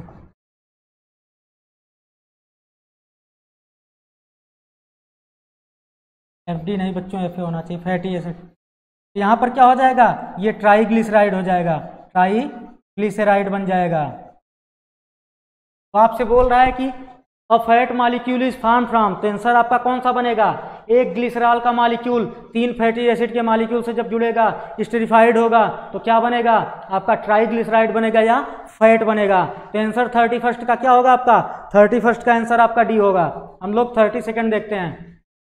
which of the following describe the given graph, आपके सामने एक ग्राफ दिया गया है और यहाँ पर 4 ऑप्शन बना दिए गए हैं। तो बोल रहा है कि कौन सा गिवन ग्राफ क्या है, करेक्ट है, करेक्टली है या करेक्ट है। हम लोग देखते हैं आगे। देखो बच्चों, ये जो है ऊपर की तरफ यहाँ पर दिख रहा होगा आप लोग को, ये पोटेंशियल एनर्जी को शो करा रहा है। इधर आपका क्या है, रिएक्शन है। यहाँ पर आपका प्रोडक्ट है, सबस्ट्रेट है। यहाँ पर आपको ए दिख रहा होगा, ये होता है बच्चों आपका हो जाएगा ये activation energy, activation energy, energy with enzyme, enzyme के प्रेजेंस में, विद एंजाइम। और बी वाला जो है ये क्या है, विदाउट एंजाइम है, विदाउट एंजाइम है। रीजन समझते हैं, एंजाइम जो होता है ये क्या करता है, lowering of activation energy, activation energy को क्या करेगा, कम करा देगा। एक्टिवेशन एनर्जी क्या होती है, किसी भी रिएक्शन को स्टार्ट करने के लिए जो एनर्जी लगती है उसी को क्या बोलते हैं, एक्टिवेशन एनर्जी बोलते हैं। अगर एंजाइम प्रेजेंट है, एंजाइम अगर प्रेजेंट है तो किसको शो करा रहा है, ए को, मीन्स क्या करेगा, एक्टिवेशन एनर्जी। अगर एंजाइम प्रेजेंट है तो एक्टिवेशन एनर्जी को क्या करेगा, कम करा देगा। अगर एंजाइम नहीं है तो एक्टिवेशन एनर्जी क्या होगी, ज्यादा हो जाएगी। तो हम लोग समझते हैं, यहाँ पर ऑप्शन से देखते हैं एंडोथर्मिक रिएक्शन, और रिएक्शन के बारे में समझें। अगर सबस्ट्रेट आपका क्या है, यहाँ ऊपर की तरफ दिख रहा है, प्रोडक्ट नीचे की तरफ दिख रहा है, मीन्स इजिली बनेगा, किसी एनर्जी को देने की जरूरत नहीं पड़ेगी। अगर हम लोग एनर्जी किसी भी रिएक्शन में देते हैं तो उसे क्या बोलते हैं, एंडोथर्मिक रिएक्शन बोलते हैं। बट कोई रिएक्शन हो रही हो उसमें हमें एनर्जी न देना पड़े या एनर्जी रिलीज हो तो उसे क्या बोलेंगे, एक्सोथर्मिक रिएक्शन बोलते हैं। तो यहाँ पर हम लोग तो कोई एनर्जी दे नहीं रहे हैं, सबस्ट्रेट ऊपर है, प्रोडक्ट बन रहा है, ठीक है। चलो हम लोग समझते हैं अब, तो रिएक्शन कैसी हो जाएगी, रिएक्शन तो एक्सोथर्मिक होगी। हम लोग एक्सोथर्मिक वाले ऑप्शंस को ही चेक कर लेते हैं। Exothermic reaction with energy A in absence of enzyme, बोल रहा है कि जो ए वाला है ये अब्सेंस ऑफ एंजाइम है, नहीं, जब भी एंजाइम प्रेजेंट होगा तो एक्टिवेशन एनर्जी को क्या करेगा, कम करा देगा, लोअरिंग करा देगा, ठीक है। तो ए वाला जो आपका है ये क्या है, अब्सेंस ऑफ एंजाइम नहीं, प्रेजेंस ऑफ एंजाइम है। तो आपका बी वाला ऑप्शन क्या हुआ, इनकरेक्ट हो गया। ए में एंडोथर्मिक लिखा है, ये इनकरेक्ट है ऑलरेडी। सी में भी एंडोथर्मिक है, डी वाला क्या होगा आपका, करेक्ट ऑप्शन होगा। बोल रहा है exothermic reaction with energy A in presence of enzyme, बिल्कुल। अगर एंजाइम प्रेजेंट है तो क्या होगा, एक्टिवेशन एनर्जी जो होगी वो क्या होगी, लोअर हो जाएगी, कम हो जाएगी, और प्रोडक्ट आपका क्या करेगा, फॉर्म कर जाएगा। प्रोडक्ट क्या होगा, प्रोडक्ट का फॉर्मेशन हो जाएगा। प्रोसेस कैसी होगी, एक्सोथर्मिक, क्योंकि हम लोग यहाँ पर कोई एनर्जी नहीं डाल रहे हैं, कोई भी एनर्जी नहीं लगा रहे हैं। अगर एनर्जी हम लोग नहीं डाल रहे हैं मीन्स कोई भी प्रोसेस, जो प्रोसेस होगी वो कैसी होगी, एक्सोथर्मिक होगी। अगर एनर्जी हम लोग इन्वॉल्व कर देते, एनर्जी हमको देनी पड़ती तो प्रोसेस एंडोथर्मिक हो जाती। तो आंसर आपका कौन सा बनेगा, डी वाला। 32 का आंसर क्या बन जाएगा बच्चों, डी बन जाएगा। 33 को देखते हैं, which of the following is the least likely, यहां पर आपसे बोल रहा है least likely to the involved in stabilising the 3 dimensional folding of protein. Protein के 3D फोल्डिंग में लीस्ट लाइकली बोल रहा है, किसका इन्वॉल्वमेंट सबसे कम होना चाहिए या सबसे कम होगा। हम लोग समझते हैं, हाइड्रोफोबिक इंटरेक्शंस पाया जाता है, ester bonds, hydrogen bonds, electrostatic bonds. तो जो आपका स्टर बॉन्ड होता है बच्चों, ये कोवैलेंट बॉन्ड होता है। कैसा बॉन्ड होगा, कोवैलेंट बॉन्ड हो जाएगा, ये कोवैलेंट बॉन्ड होगा। और ये क्या होगा, यही आपका आंसर बनेगा। यही क्या होगा, यही आंसर होगा बच्चों, यही नहीं पाया जाएगा। बाकी हाइड्रोफोबिक इंटरेक्शन हो गया, हाइड्रोजन बॉन्ड हो गए, इलेक्ट्रोस्टैटिक इंटरेक्शन हो गया, ये तीनों क्या करेंगे, स्टेबलाइज करेंगे, इनका इन्वॉल्वमेंट होगा। अगर इन्वॉल्वमेंट नहीं होगा किसी का तो कौन होगा, स्टर बॉन्ड, ठीक है। हम लोग देखते हैं अब 34 नंबर को। अब 34 नंबर सवाल को हम लोग देखते हैं। और नॉन प्रोटीनियस एंजाइम, बोल रहा है ऐसा एंजाइम जो कैसा हो, नॉन प्रोटीनियस हो, जो कैसा हो, बिना प्रोटीन का बना हुआ हो। इसका एक ही एग्जाम्पल हम लोग सब पढ़े हैं एनसीईआरटी में, कौन सा, राइबोजाइम। ये होता क्या है, ये न्यूक्लिक एसिड होता है बच्चों। क्या होता है, न्यूक्लिक एसिड होता है। क्या होगा, न्यूक्लिक एसिड होता है ये न्यूक्लिक एसिड होता है। राइबोजाइम क्या होगा, nucleic acid. Ligase, deoxyribonuclease and lysozyme क्या होते हैं, ये प्रोटीनेशियस एंजाइम होते हैं। कैसे एंजाइम होंगे, प्रोटीनेशियस एंजाइम होंगे। आंसर आपका कौन सा बनेगा, आंसर आपका डी वाला बनेगा। राइबोजाइम जो होता है ये क्या होता है, न्यूक्लिक एसिड होता है, एंजाइम लाइक एक्टिविटी होती है इसकी। अगर हम लोग इसकी बात करें प्रोकैरियोट्स में तो 23 एसआरएनए जो होता है वो राइबोजाइम का वर्क करेगा। और अगर यूकैरियोट्स की बात कर लें तो 28 एसआरएनए जो होगा वो आपका क्या करेगा, राइबोजाइम जैसे एक्टिविटी शो कराएगा, ठीक है। तो 34 का आंसर आपका डी होगा।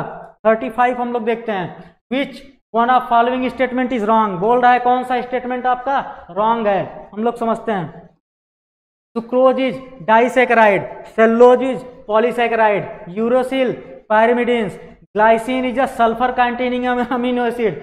सल्फर कंटेनिंग अमीनो एसिड जो होता है बच्चों वो ग्लाइसिन नहीं होता, वो होता है आपका मेथियोनिन होता है, सिस्टीन होता है और सिस्टाइन होता है।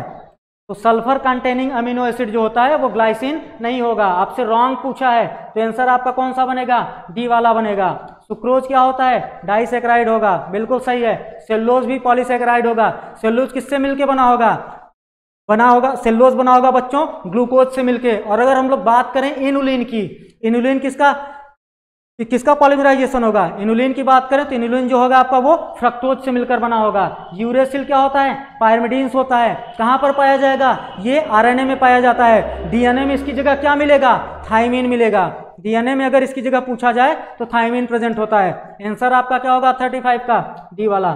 36 नंबर देखते हैं हम लोग। यहां पर इनकरेक्ट आपसे पूछ रहा है, which one of following statement is incorrect. बोल रहा है the competitive inhibitors does not affect the rate of breakdown of the enzyme substrate complex. Second पढ़ते हैं, आपसे इनकरेक्ट पूछ रहा है, the presence of competitive inhibitor decrease the in KM of the enzyme for the substrate. नहीं बच्चों, decrease नहीं कराता, इंक्रीज करा देगा। केएम को क्या करेगा, इंक्रीज केएम को बढ़ा देगा। केएम वैल्यू को क्या करेगा, इंक्रीज करा देगा। तो यही वाला जो आपका ऑप्शन होगा बी वाला, यही इनकरेक्ट है बच्चों। हम लोग ए वाला जो है ये करेक्ट है। The competitive inhibitor does not affect the rate of breakdown of the enzyme substrate complex. सही है, बिल्कुल सही है। एंजाइम सब्सट्रेट कॉम्प्लेक्स को क्या करेगा, उसकी रेट को ब्रेक डाउन नहीं करेगा। ठीक है। A competitive inhibitor react with the enzyme to form an enzyme inhibitor complex. बिल्कुल, अगर सब्सट्रेट की जगह जाके जुड़ जाएगा तो एंजाइम इनहिबिटर कॉम्प्लेक्स बना लेगा। एंजाइम सब्सट्रेट कॉम्प्लेक्स की जगह एंजाइम इनहिबिटर कॉम्प्लेक्स बना लेगा। यह भी सही है आपका।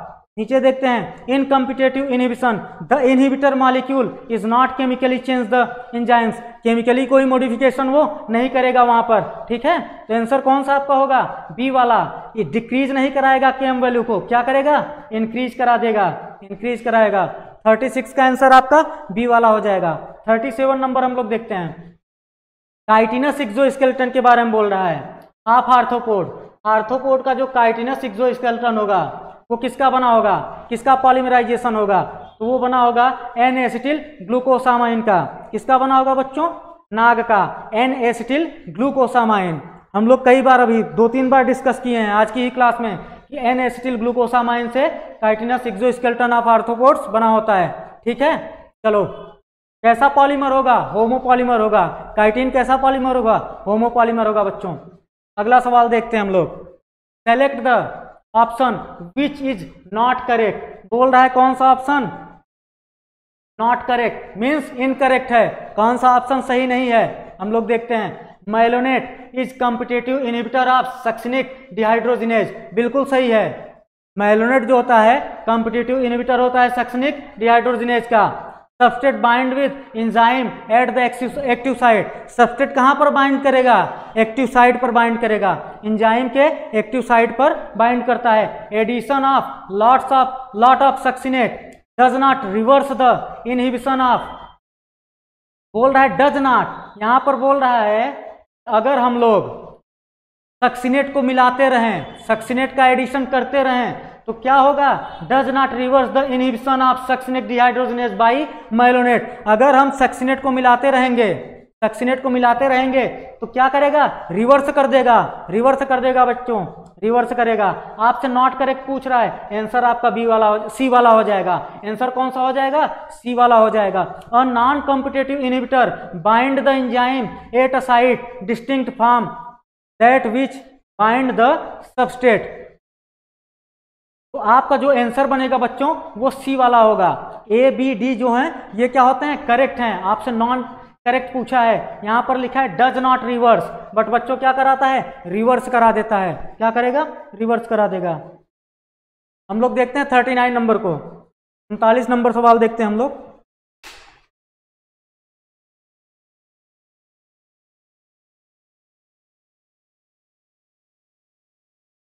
नंबर देखते हैं, विच one of the following is a non reducing carbohydrate.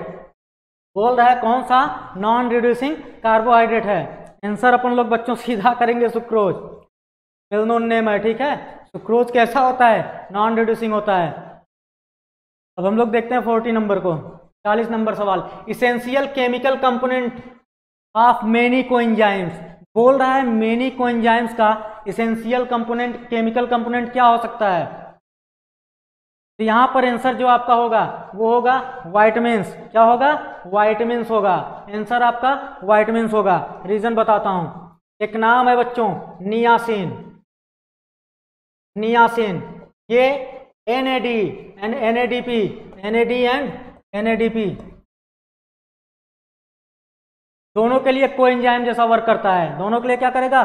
Coenzyme जैसा वर्क करेगा। ठीक है, नियासिन जो होगा ये विटामिन होता है। क्या होता है बच्चों? विटामिन होते हैं, विटामिन होते हैं। ठीक है, तो आपका आंसर कौन सा हो जाएगा? 40 का आंसर आपका ए हो जाएगा। हम लोग 41 देखते हैं, transition state structure of the substrate form during an enzymatic reaction. जो ट्रांजिशन स्टेज होती है बच्चों वो कैसी होगी? तो वो कुछ टाइम के लिए आएगी, ट्रांजिएंट होगी और अनस्टेबल होती है। मानते हैं एंजाइम है बच्चों एंड ये आपका सबस्ट्रेट है। यहां पर क्या हुआ? एंजाइम सबस्ट्रेट कॉम्प्लेक्स बना। ठीक है, यहां पर फिर क्या बना? एंजाइम प्रोडक्ट कॉम्प्लेक्स बना। फिर आगे क्या हुआ? एक सेकेंड बच्चों,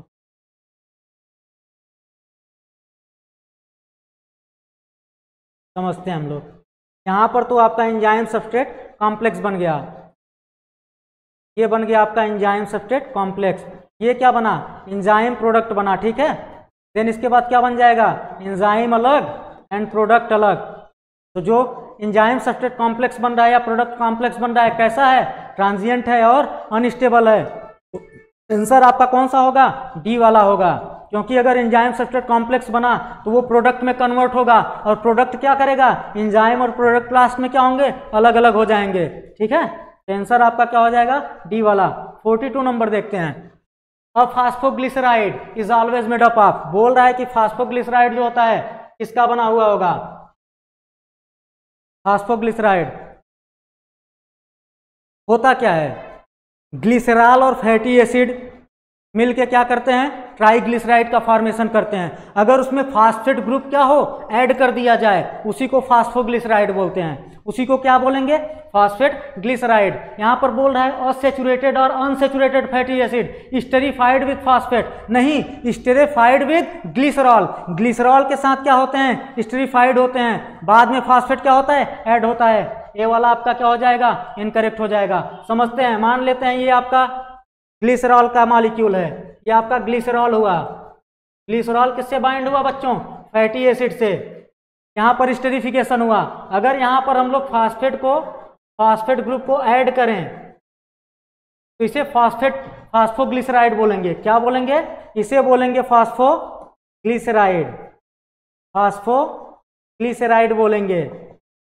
ठीक है, ग्लिसरॉल के साथ फैटी एसिड क्या होता है? स्टेरिफाइड होता है। हम लोग इधर देखते हैं नीचे वाले में, सेकंड में, only a saturated fatty acid esterified with glycerol molecule to which phosphate group also attach. Third को पढ़ते हैं हम लोग, only a unsaturated fatty acid esterified to glycerol molecule to which. ये भी नहीं होगा बच्चों, अनसैचुरेटेड और अनसैचुरेटेड, सैचुरेटेड या अनसैचुरेटेड दोनों फैटी एसिड हो सकते हैं। तो आंसर कौन सा होगा? डी वाला होगा। सैचुरेटेड और unsaturated fatty acid esterified with, किसके साथ स्टेरिफाइड हो रहा है? ग्लिसरॉल के साथ। टू विच फास्फेट ग्रुप, यहां पर क्या हुआ? फास्फेट ग्रुप बाद में क्या हुआ? अटैच्ड कर दिया गया, आल्सो अटैच्ड। तो आपका आंसर कौन सा होगा? आंसर आपका हो जाएगा डी वाला। सिर्फ अनसैचुरेटेड या सैचुरेटेड नहीं होगा बच्चों, दोनों हो सकते हैं। अनसैचुरेटेड फैटी एसिड भी हो सकता है एंड सैचुरेटेड फैटी एसिड भी हो सकता है। ठीक है, तो आंसर आपका 42 का क्या होगा? डी वाला होगा। तो ये प्रीवियस ईयर क्वेश्चंस आपके बच्चों फिनिश हुए। अब हम लोग एग्जाम्पलर के प्रॉब्लम सॉल्व करेंगे। बायोमॉलिक्यूल के करीबन 13 से 14 सवाल आपके एग्जाम्पलर के हैं, हम लोग वहां से देखते हैं। ठीक है, चलो हम लोग एग्जाम्पलर के सवाल को देखते हैं बच्चों।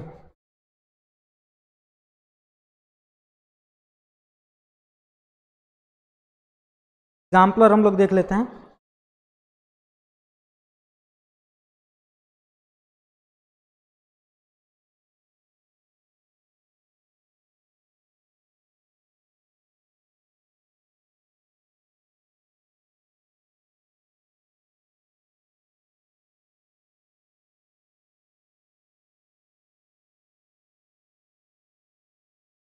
चलो बच्चों सवाल पढ़ते हैं, ठीक है। It is said that elemental composition of living organism and the inanimate object means earth crust, या नॉन लिविंग की बात कर रहा है कि एलिमेंटल कंपोजिशन जो होता है लिविंग का और नॉन लिविंग का are similar in the sense that all the major elements are present in both. दोनों में क्या होते हैं, मेजर एलिमेंट्स दोनों में पाए जाते हैं, चाहे हम अर्थ क्रस्ट की बात करें मीन्स नॉन लिविंग की बात करें या लिविंग ऑर्गेनिज्म की बात करें, उनमें क्या होता है, मेजर एलिमेंट्स जो होते हैं क्या होते हैं, प्रेजेंट होते हैं। Then what would be the difference between two groups, इन दोनों ग्रुप्स में फिर डिफरेंस क्या है। Choose a correct answer from among the following. पहला हम लोग पढ़ते हैं, living organism have more gold. बोल रहा है कि जो लिविंग ऑर्गेनिज्म होते हैं उनमें गोल्ड ज्यादा पाया जाता है, ऐसा है बच्चों? नहीं, गोल्ड का कोई भी यहाँ पर कंसेप्ट नहीं होगा। टेरिडोफाइट्स में गोल्ड, वहां से हम लोग गोल्ड रस निकालते हैं, ठीक है, तो वो ये प्लांट से मिल सकता है, एनिमल में तो गोल्ड नहीं पाए जाते बच्चों, गोल्ड नहीं पाया जाता, ठीक है। सेकेंड पढ़ते हैं, living organism have more water in their body than inanimate object. Third पढ़ते हैं, living organism have more carbon oxygen hydrogen unit per unit mass than inanimate object. Answer आपका जो बनेगा बच्चों वो थर्ड वाला होगा। जो कार्बन, हाइड्रोजन और ऑक्सीजन का जो अमाउंट होता है या इनका जो परसेंटेज होता है बच्चों वो नॉन लिविंग की अपेक्षा ज्यादा होता है लिविंग में। लिविंग में क्या होता है, ज्यादा होता है। कार्बन की बात करें, ऑक्सीजन की बात करें या हाइड्रोजन की बात करें तो अर्थ क्रस्ट की अपेक्षा में लिविंग में ज्यादा होता है। तो आंसर आपका क्या होगा, आंसर आपका सी वाला होगा। हम लोग डी वाले को भी पढ़ते हैं, living organisms have more calcium in them than the inanimate object. ऐसा नहीं है बच्चों, ये सारे अमाउंट्स क्या होते हैं, जनरली सिमिलर होते हैं। बट बात करें अगर कार्बन की, हाइड्रोजन एंड ऑक्सीजन की, तो लिविंग ऑर्गेनिज्म में कार्बन, हाइड्रोजन एंड ऑक्सीजन ज्यादा पाया जाता है as compare to non living. तो आंसर कौन सा होगा, सी होगा। हम लोग सेकेंड को देखते हैं, many elements are found in living organism either free or in the form of compound which of the following is not found in living organism. Answer आपका होगा सिलिकॉन। जो सिलिकॉन होता है बच्चों ये नेग्लिजिबल होता है। अगर नॉन लिविंग की बात करें, अर्थ क्रस्ट की बात करें, तो अर्थ क्रस्ट में सिलिकॉन का जो कंपोजिशन होगा वो करीबन 27.7% के आसपास होता है। कितना, 27.7% के आसपास। बस बात करें अगर हम लोग लिविंग की या ह्यूमन बॉडी की, तो इसमें क्या होता है, नेग्लिजिबल अमाउंट में होता है। सिलिकॉन क्या होता है, नेग्लिजिबल होता है। तो आंसर आपका कौन सा बनेगा, आंसर आपका बनेगा बच्चों सेकेंड का ए। चलो हम लोग थर्ड देखते हैं, तीसरा सवाल देखते हैं बच्चों। अमीनो एसिड है बोथ, बोल रहा है कि अमीनो एसिड है both in amino group and carboxylic group in their structure which of the following is an amino acid. बोल रहा है कि उसमें अमीनो ग्रुप और कार्बोक्सिलिक ग्रुप दोनों है। अगर अमीनो एसिड का हम लोग स्ट्रक्चर देखें बच्चों, तो मान लीजिए कार्बन है आपका, यहाँ पर आपका जुड़ा हुआ है, यहाँ पर एक हाइड्रोजन हो गया, यहाँ पर आपका आर ग्रुप हो गया, यहाँ पर NH2 हो गया। यही अमीनो एसिड का क्या है, स्ट्रक्चर है आपका। यहाँ तक चीजें क्लियर। तो यहाँ पर कार्बोक्सिलिक ग्रुप भी है और अमीनो ग्रुप भी प्रेजेंट है। ये क्या होता है, फंक्शनल ग्रुप है। यही चेंज होने से क्या होता है, अमीनो एसिड का नेचर क्या होता है, चेंज होता रहता है। अगर यहाँ पर हम हाइड्रोजन जोड़ दें या एल्कोहल जोड़ दें तो क्या होगा, अमीनो एसिड क्या होंगे, चेंज होते रहेंगे। ठीक है, ये बेसिक फार्मूला है। आगे देखते हैं, formic acid, glycerol, glycolic acid. अगर अमीनो एसिड की बात करेंगे बच्चों तो ग्लाइसिन ही यहाँ पर एक अमीनो एसिड का एग्जाम्पल दिया गया है। ये तीनों अमीनो एसिड के एग्जाम्पल नहीं है। तो आंसर कौन सा होगा, 3 का आंसर आपका हो जाएगा डी वाला। हम लोग 4th नंबर देखते हैं, व्हेन यू टेक सेल और tissue pieces and grind them with N acid in an mortar pastel. चलो मोर्टार एंड पेस्टल में हमने पीस दिया टिश्यू को, ठीक है। All the small biomolecule dissolve in the acid. जितने भी स्मॉल बायोमॉलिक्यूल्स थे क्या हुए, एसिड में डिजॉल्व हो गए। अगर एसिड की बात करें तो ये होगा बच्चों, एसिड की अगर हम लोग बात करें ट्राइक्लोरो एस्टिक एसिड प्रेजेंट होता है। क्या होता है, ट्राइक्लोरो एस्टिक एसिड, Cl3COOH। इसे क्या बोलेंगे, ट्राइक्लोरो एस्टिक एसिड बोलेंगे। आगे समझते हैं अपन लोग। एंड गेट प्रेसिपिटेटेड, यहां पर बोला डिजॉल्व हो गए। Protein polysaccharide nucleic acid are insoluble in mineral acid, ठीक है, एंड गेट प्रेसिपिटेटेड। जो प्रोटीन पॉलीसेकेराइड न्यूक्लिक एसिड हैं ये लोग क्या हुए, प्रेसिपिटेट के फॉर्म में आ गए। The acid soluble compound include amino acid, nucleoside, small sugars, when one add. बोल रहा है कि ये सब एसिड सॉल्युबल कंपाउंड में कौन कौन से चीजें आ गई, अमीनो एसिड आ गया, न्यूक्लियोसाइड आ गया, स्मॉल सुगर्स आ गए, ठीक है। When one adds the phosphate group, क्या ऐड कर रहे हैं बच्चों, फास्फेट ग्रुप को ऐड कर रहे हैं टू अ न्यूक्लियोसाइड। अगर न्यूक्लियोसाइड से फास्फेट ग्रुप को हम लोग जोड़ दें तो क्या बनेगा, न्यूक्लियोटाइड का फॉर्मेशन होगा। आंसर क्या होगा बच्चों, न्यूक्लियोटाइड। न्यूक्लियोसाइड होता क्या है, नाइट्रोजनस बेस एंड शुगर, इसको क्या बोलेंगे, न्यूक्लियोसाइड बोलेंगे। बट अगर इसमें हम फास्फेट ग्रुप को ऐड कर दें, न्यूक्लियोसाइड में अगर हम फास्फेट ग्रुप जोड़ते हैं तो बच्चों उसे क्या बोलेंगे, उसे बोलेंगे न्यूक्लियोटाइड। तो 6 का आंसर आपका क्या बनेगा, 6 का आंसर बनेगा बच्चों डी वाला। हम लोग देखते हैं 7 नंबर क्वेश्चन को। 7वां नंबर सवाल बच्चों, an amino acid under certain condition है बोथ पॉजिटिव एंड नेगेटिव। इसमें क्या हो रहा है बच्चों, पॉजिटिव और नेगेटिव चार्ज आ रहा है साइमल्टेनियसली, ठीक है, in the same molecule, same molecule में आ रहा है। Such form of amino acid is called, इसे क्या बोलेंगे, इसे ज्विटर आयनिक फॉर्म बोलते हैं। क्या बोलते हैं बच्चों, ज्विटर आयनिक फॉर्म या iso electronic point, iso electronic point बोलते हैं, ज्विटर आयन बोलते हैं या आइसो इलेक्ट्रॉनिक पॉइंट बोलते हैं।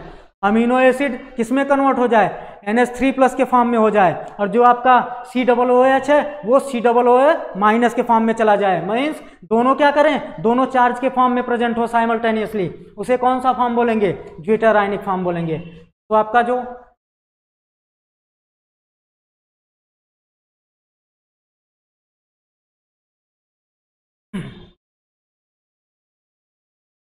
X नंबर पहले आ गया फिर, चलो बच्चों कोई बात नहीं, हम लोग अब आगे देखते हैं।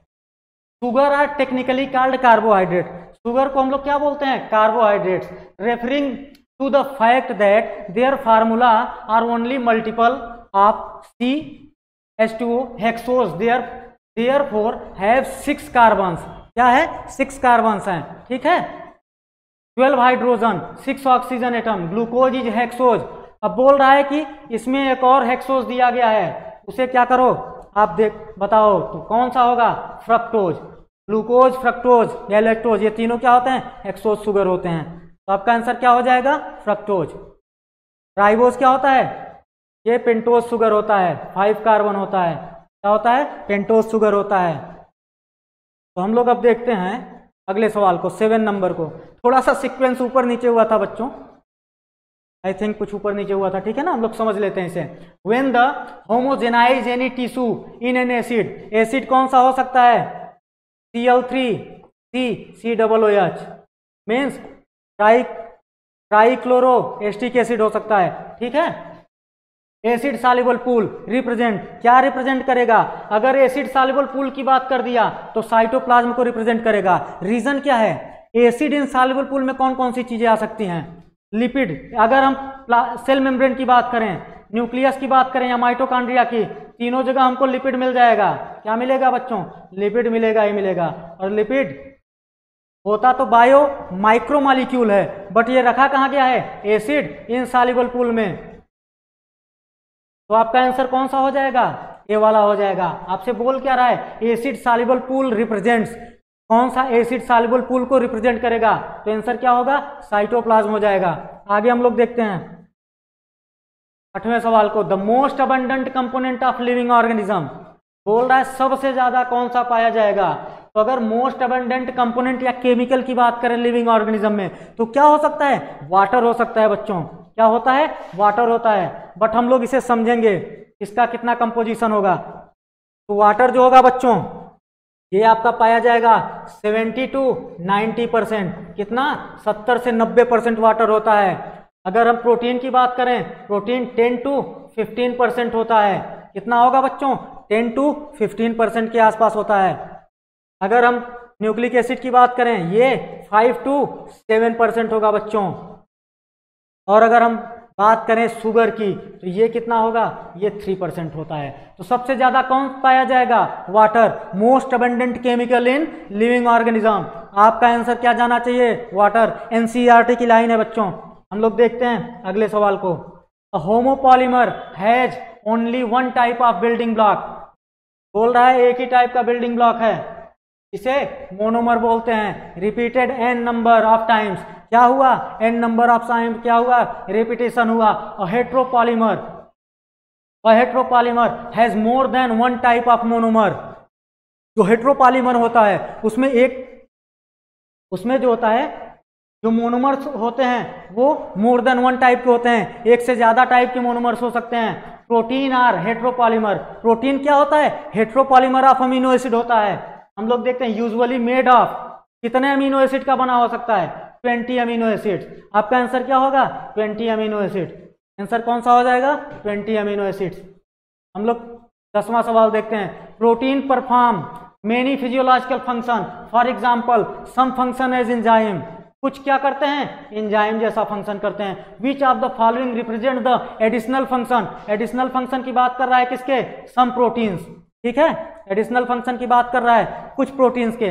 बोल रहा है एंटीबायोटिक्स, एंटीबायोटिक्स नहीं, एंटीबॉडी अगर आंसर होता यहाँ पे तो हम लोग उसे आंसर मान लेते, एंटीबायोटिक्स नहीं होगा। बोल रहा है pigment conferring colour to skin, melanin भी नहीं होता बच्चों। Pigment making colour flower, anthocyanin भी नहीं होता। वो क्या होता है, एंथोसाइनिन पिगमेंट होता है। तो हार्मोन जो होता है वो क्या होता है, प्रोटीन जैसा। जो हार्मोन्स होते हैं प्रोटीनेसियस नेचर के हो सकते हैं, जैसे कि इंसुलिन की बात कर लें, किसकी, इंसुलिन की। कितने अमीनो एसिड का मिलके बना होगा, 51 अमीनो एसिड का मिलके बना होगा, ठीक है। चलो आगे देखते हैं हम लोग। ग्लाइकोजन इज होमोपॉलीमर, किससे बना होगा, ग्लूकोज यूनिट से। ग्लाइकोजन किससे मिलके बना है बच्चों, ग्लूकोज से मिलके बना है। किससे, ग्लूकोज से। सीधा सीधा सवाल है और सीधा सीधा ही जवाब इसका क्या होगा, ग्लूकोज यूनिट। हम लोग 12 नंबर को देखते हैं। The number of end in glycogen molecule would B.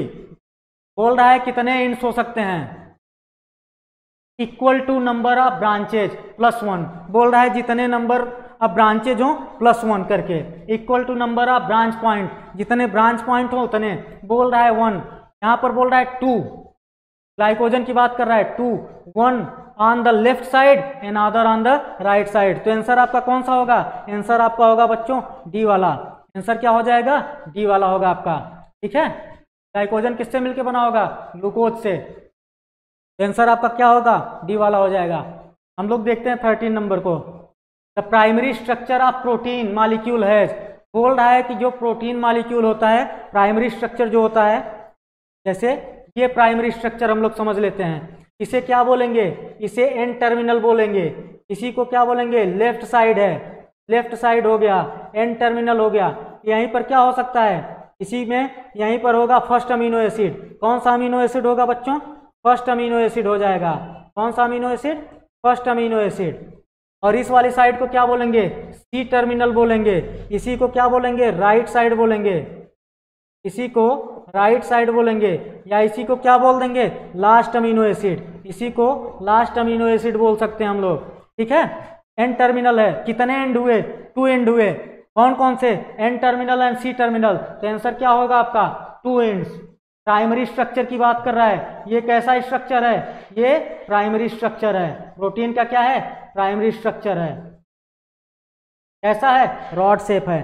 चलो हम लोग देखते हैं 14 नंबर सवाल को। Enzyme are biocatalyst. एंजाइम्स क्या होते हैं, बायोकैटलिस्ट होते हैं। They catalyse biochemical reaction, in general they reduce activation energy. क्या करता है, लोअरिंग ऑफ एक्टिवेशन एनर्जी कराता है, मीन्स रिड्यूस कराता है। यहाँ तक चीजें ठीक हैं। Many physicochemical processes are enzyme mediated. ढेर सारी फिजियोकेमिकल प्रोसेस क्या होती हैं, एंजाइम मेडिएटेड होती हैं। Which of the following reaction is not enzyme mediated. बोल रहा है कौन सा रिएक्शन होगा जो एंजाइम मेडिएटेड नहीं होगा। हम लोग समझते हैं इसे। Dissolving of CO2 in water. Unwinding of the 2 strand of DNA, अगर डीएनए के 2 स्ट्रैंड है उसको अगर अनवाइंड करना है तो यहाँ पर कौन सा एंजाइम यूज करेंगे? हेलिकेज। यहाँ पर कौन सा एंजाइम यूज करेंगे? हेलिकेज का यूज करेंगे। Hydrolysis of sugar, sucrose, sucrose की हाइड्रोलिसिस के लिए कौन सा एंजाइम? सुक्रेज। और अगर बात करें फॉर्मेशन ऑफ पेप्टाइड बॉन्ड तो यहाँ पर क्या होगा? पेप्टाइडिल ट्रांसफेरेज एंजाइम होगा। क्या होगा बच्चों? पेप्टाइडिल ट्रांसफेरेज एंजाइम होगा, ट्रांसफेरेज एंजाइम होगा।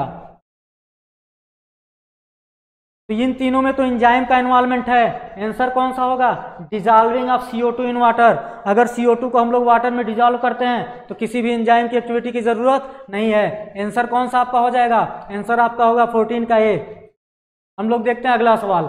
अगला सवाल जो है बच्चों, कल हम लोग cell the unit of life को सॉल्व किए थे। ये cell the unit of life का क्या है? एग्जाम्पलर का सवाल है। इसको भी हम लोग साथ में सॉल्व कर लेते हैं, ठीक है? समझते हैं। A common characteristic feature of plant tube cell and most of mammalian erythrocyte, बोल रहा है कॉमन कैरेक्टरिस्टिक। क्या कॉमन कैरेक्टरिस्टिक फीचर की बात कर रहा है? किसकी? ट्यूब सेल की और किसकी? मैमेलियन इरिथ्रोसाइट की।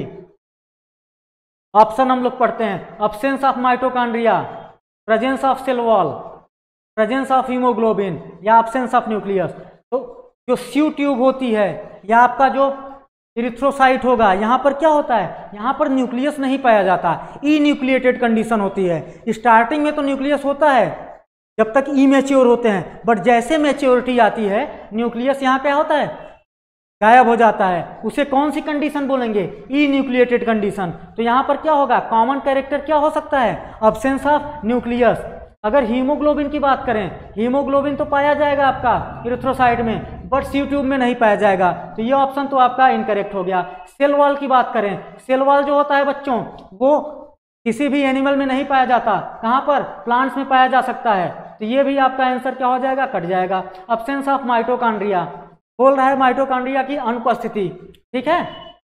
ये भी आपका ऑप्शन नहीं होगा।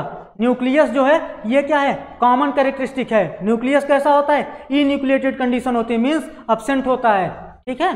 सेकंड नंबर सवाल देखते हैं हम लोग। दूसरा सवाल देखते हैं। Select one which is not true for ribosome.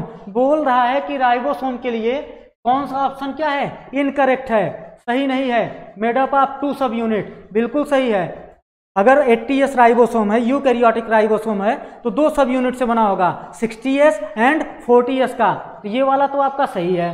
बात करते हैं फॉर्म पॉलीसोम, बिल्कुल पॉलीसोम का फॉर्मेशन भी कराता है। May attached on mRNA string, ये भी सही है। Have no role in protein synthesis, यही आपका आंसर है। आपसे क्या पूछा है? नॉट ट्रू पूछा है, तो आंसर क्या बनेगा? डी बन जाएगा। ये सब आपके आंसर नहीं होंगे। आंसर कौन सा होगा बच्चों? डी वाला होगा। नॉट करेक्ट या नॉट ट्रू कौन सा है? नॉट ट्रू कौन सा है? डी वाला है। ये प्रोटीन सिंथेसाइज तो करता ही करता है बच्चों। थर्ड देखते हैं। विच one of these is not eukaryotes, बोल रहा है कौन यूकैरियोट्स नहीं है। अपन लोग चेक करते हैं, ठीक है? यूग्लिना, ये क्या होता है? ये यूनिसेलुलर यूकैरियोट होगा। कैसा होगा? यूनिसेलुलर यूकैरियोट्स होता है। प्रोटिस्ट होता है ना, यूनिसेलुलर यूकैरियोट्स होगा, ये यूनिसेलुलर यूकैरियोट होगा। एनाबिना का क्या होता है?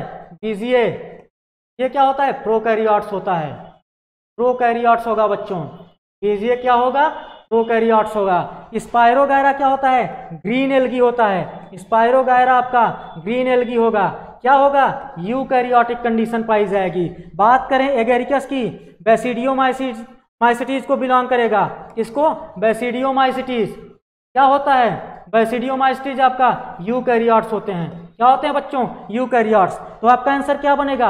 आपका आंसर बनेगा बी वाला। एनाबिना क्या होता है? ब्लू ग्रीन एल्गी होता है। और क्या होगा? प्रोकैरियोट्स होगा। आपसे बोल रहा है not a eukaryote, means eukaryote कौन सा नहीं होगा। आंसर कौन सा होगा आपका? एनाबिना। फोर्थ नंबर देखते हैं अपन।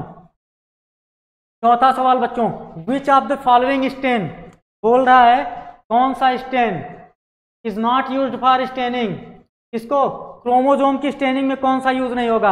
आप लोग सेफरिन याद रखना बच्चों, सेफरिन का इस्तेमाल नहीं होता। बेसिक फ्यूजन हो गया, मेथिलाइन ग्रीन हो गया और कार्माइन, ये तीनों क्रोमोजोम की स्टेनिंग के लिए क्या होंगे? यूज होंगे। बट बात करें अगर सेफरिन की, सेफरानिन की, तो ये क्या होता है? इसका यूज नहीं होता क्रोमोजोम की स्टेनिंग में। सेफरानिन कहाँ पर यूज होता है? ये काउंटर स्टेन होता है, ग्राम स्टेनिंग में सेफरानिन का यूज करते हैं, ठीक है ना, काउंटर स्टेन होता है। तो इसका यूज यहाँ पर नहीं होता, क्रोमोजोम में नहीं होता। इसका यूज अगर होगा तो कहाँ पर होगा? ग्राम स्टेनिंग में होगा। कहाँ पर? ग्राम स्टेनिंग में। कैसे? काउंटर स्टेन के फॉर्म में, काउंटर स्टेन के फॉर्म में, ठीक है। तो आपका आंसर क्या हो जाएगा? सेकेंड वाला। हम लोग देखते हैं 5वां नंबर सवाल।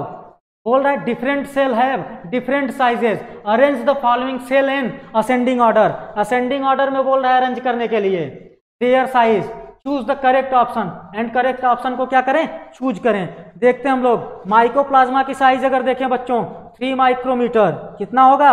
0.3 माइक्रोमीटर, 0.3 माइक्रोमीटर। अगर पीपीएलओ की बात कर लें 0.1 माइक्रोमीटर हो जाएगा। यहां तक चीजें क्लियर? ऑस्ट्रिच एज का अगर देखें, ये क्या होगा? लॉन्गेस्ट होता है, नहीं सॉरी बच्चों, लार्जेस्ट होता है। क्या होगा? लार्जेस्ट होगा। लॉन्गेस्ट तो आपका नर्व सेल होता है, लार्जेस्ट होता है। ऐसा होता है, लार्जेस्ट सेल होगा। ह्यूमन आरबीसी की बात करें, ये हो जाएगा आपका 7 माइक्रोमीटर का। और बात करें अगर बैक्टीरिया की, तो बैक्टीरिया आपका क्या हो जाएगा बच्चों? ये हो जाएगा 3 to 5 माइक्रोमीटर, ठीक है। हम लोग देख लेते हैं, असेंडिंग ऑर्डर में देखते हैं। सबसे पहले कौन आएगा? सबसे पहले आपका माइकोप्लाज्मा आ गया, देन उसके बाद कौन आएगा? उसके बाद बैक्टीरिया आपका आ गया, मीन्स 4th नंबर आ गया। फिर कौन आएगा? Human RBC, means 3rd number आ गया। उसके बाद कौन सा आएगा? ऑस्ट्रिच एग आ जाएगा, मीन्स 2nd नंबर। हम लोग देख लेते हैं, 1st, 4th, 3rd and 2nd, 1st, 4th, 3rd and 2nd। Answer कौन सा बनेगा? आंसर आपका फर्स्ट वाला बनेगा। आंसर क्या बन जाएगा बच्चों? फर्स्ट वाला बन जाएगा। चलो आगे देखते हैं हम लोग 6ठा नंबर सवाल। Which of the following feature is common to prokaryotes and many eukaryotes. बोल रहा है कि कौन सा फीचर कॉमन है, कौन सा फीचर कॉमन है प्रोकैरियोट्स और मेनी यूकैरियोट्स के लिए, और मेनी यूकैरियोट्स के लिए। हम लोग समझते हैं। पहला क्या है? क्रोमेटिन मटेरियल, क्रोमेटिन की बात कर रहा है। 2nd, cell wall present. 3rd, nuclear membrane present. और अगर चौथे की बात करें, membrane bound subcellular organelles are present. Prokaryote और यूकैरियोट्स की बात करें बच्चों, तो सेल वॉल, अगर हम लोग पहले नीचे से हम लोग देखते हैं मेम्ब्रेन बाउंड सब सेलुलर ऑर्गेनिज्म को, तो जो प्रोकैरियोट होगा वहां पर मेम्ब्रेन बाउंड कोई भी ऑर्गेनेल्स प्रेजेंट नहीं होती, अब्सेंट होती है। यूकैरियोट्स में मेम्ब्रेन बाउंड ऑर्गेनेल्स प्रेजेंट होते हैं। तो ये तो कॉमन हुआ नहीं, ये कट गया ऑप्शन आपका। न्यूक्लियर मेम्ब्रेन को देखते हैं, प्रोकैरियोट्स में न्यूक्लियर मेम्ब्रेन अब्सेंट होती है, इसलिए उसका जो न्यूक्लियस होता है कैसा होता है? इंसिपिएंट होता है, या प्रिमिटिव न्यूक्लियस होगा, उसी को जीनोफोर या न्यूक्लियोइड बोलेंगे। ये भी आपका कट जाएगा। सेल वॉल की बात करें बच्चों, आप अभी तक जितने आंसर देखे होंगे सब में आंसर आपको सेल वॉल ही दिया गया होगा। अभी तक आप कहीं का भी वीडियो देखे हो, कहीं पर आंसर भी देखे हो, इसका बुक में भी देखे हो, आंसर आपको सेल वॉल ही दिया गया है। बट सेल वॉल सही नहीं होगा, एकदम ये दिमाग में बैठा लीजिए, आपका सेल वॉल कभी भी सही नहीं होगा, क्योंकि एनिमल भी तो यूकैरियोट्स ही होता है, एनिमल भी तो यूकैरियोट्स होता है, वहां पे तो सेल वॉल पाई नहीं जाती। तो कॉमन कैरेक्टरिस्टिक कैसे हो गया बच्चों? तो हुआ नहीं। अगर सेल वॉल की बात हम लोग करें, आप जहां भी पढ़े होंगे आंसर आपको सेल वॉल मिला होगा। यूट्यूब पे जितने वीडियो पढ़े हैं सब जगह आंसर आपको सेल वॉल दिया गया है। जितने लोग बताएं सब सेल वॉल बताए हैं। बट अभी हम लोग सीखेंगे कि सेल वॉल क्यों नहीं होता। सेल वॉल जो होता है बच्चों, प्लांट, चलो इसमें प्रोकैरियोट्स में पाया जाएगा, मानते हैं प्रोकैरियोट्स में सेल वॉल मिली। यूकैरियोट्स की बात करें, यूकैरियोट्स में प्लांट्स में भी सेल वॉल पाई गई। बट बात करें अगर एनिमल की, तो एनिमल में कोई भी सेल वॉल नहीं होती। एनिमल में सेल वॉल नहीं होगी बच्चों, एनिमल में सेल वॉल अब्सेंट हो जाएगी। एनिमल में सेल वॉल का कोई कंसेप्ट नहीं होता। तो ये तो आपका ऑप्शन जो था फेल हो गया। हम लोग क्रोमेटिन मटेरियल को देखते हैं। जब हम लोग एनसीईआरटी को पढ़ेंगे ना, cell the unit of life को, तो हम लोग लास्ट पैरा में देखेंगे क्रोमोसोम वाले में, तो वहां पर लिखा है कि जो क्रोमेटिन मटेरियल होता है या क्रोमेटिन होता है वो बना होता है बच्चों डीएनए का। किसका बना होगा? डीएनए का बना होता है, आरएनए का बना होता है, हिस्टोन प्रोटीन का बना होता है एंड नॉन हिस्टोन प्रोटीन का बना होता है। और किसका बना होता है? नॉन हिस्टोन प्रोटीन का बना होता है। क्रोमेटिन जो होता है बच्चों, उसमें DNA, RNA, histone and non histone चारों चीजें पाई जाती हैं। अगर हम प्रोकैरियोट्स की बात करें तो प्रोकैरियोट्स के डीएनए में क्या होता है? नॉन हिस्टोन प्रोटीन पाई जाती है। यूकैरियोट्स की बात करें तो यूकैरियोट्स के डीएनए में अगर हम लोग देखें बच्चों तो डीएनए के साथ हिस्टोन प्रोटीन पाया जाता है। हिस्टोन प्रोटीन का फंक्शन क्या होता है? ये क्या करते हैं? पैकेजिंग में हेल्प कराते हैं। प्रोकैरियोट्स की अगर हम लोग बात करें तो नॉन हिस्टोन प्रोटीन के फॉर्म में पॉलीएमाइंस पाया जाएगा। यूकैरियोट्स में कौन होगा? यूकैरियोट्स में बच्चों आपका नॉन हिस्टोन प्रोटीन के फॉर्म में कौन होगा? लाइसिन एंड आर्जिनिन होंगे। यहां तक चीजें क्लियर?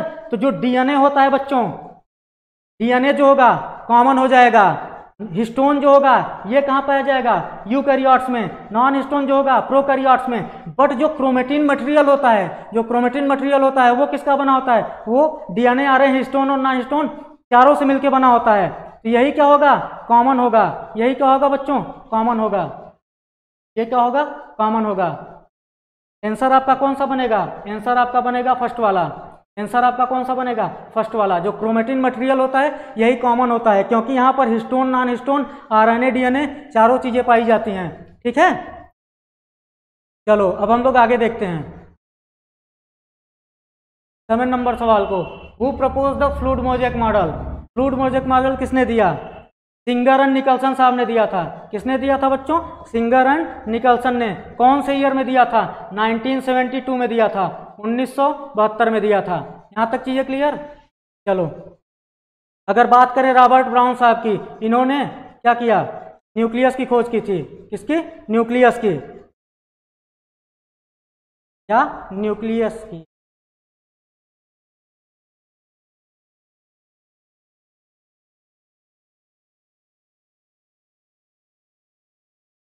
न्यूक्लियस की खोज की थी। ठीक है, और यहाँ इन्होंने क्या किया था? सेल थ्योरी दी थी।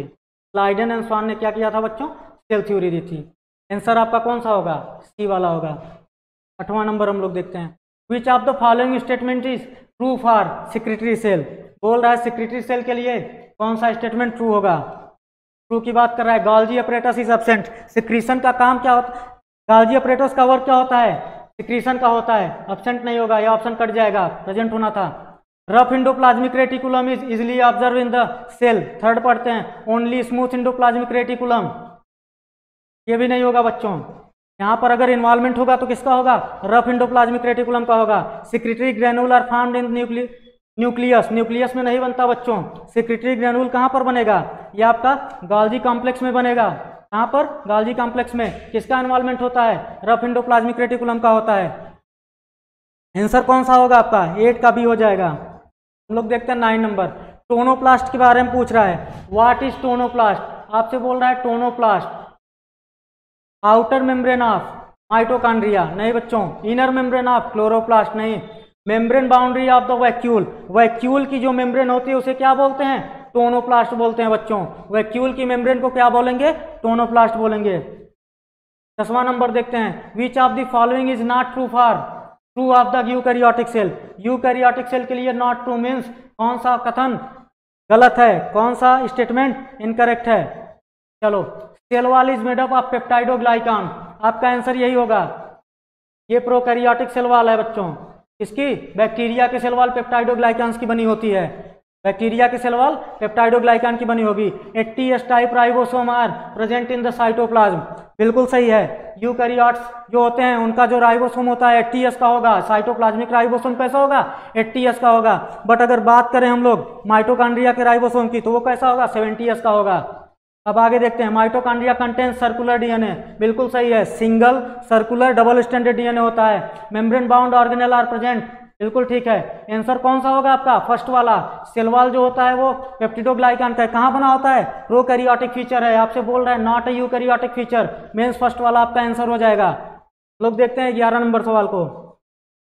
विच of the following statement is not true for plasma membrane? बोल रहा है कि प्लाज्मा मेम्ब्रेन के लिए कौन सा स्टेटमेंट सत्य नहीं है, मीन्स इनकरेक्ट है। It is present in both plant and animal. Plasma membrane plants हो या एनिमल सब में पाई जाएगी। आगे देखते हैं। Lipid are present at bilayered, lipid कैसा होता है, बाई लेयर्ड लिपिड लेयर होती है, ठीक है। Protein are present integral as well as loosely associated with the lipid bilayer, ये भी ठीक है। प्रोटीन जो होता है बच्चों वो क्या होता है, इंटीग्रल प्रोटीन भी पाया जाता है और पेरिफेरल प्रोटीन भी पाया जाता है, ये स्टेटमेंट भी सही है।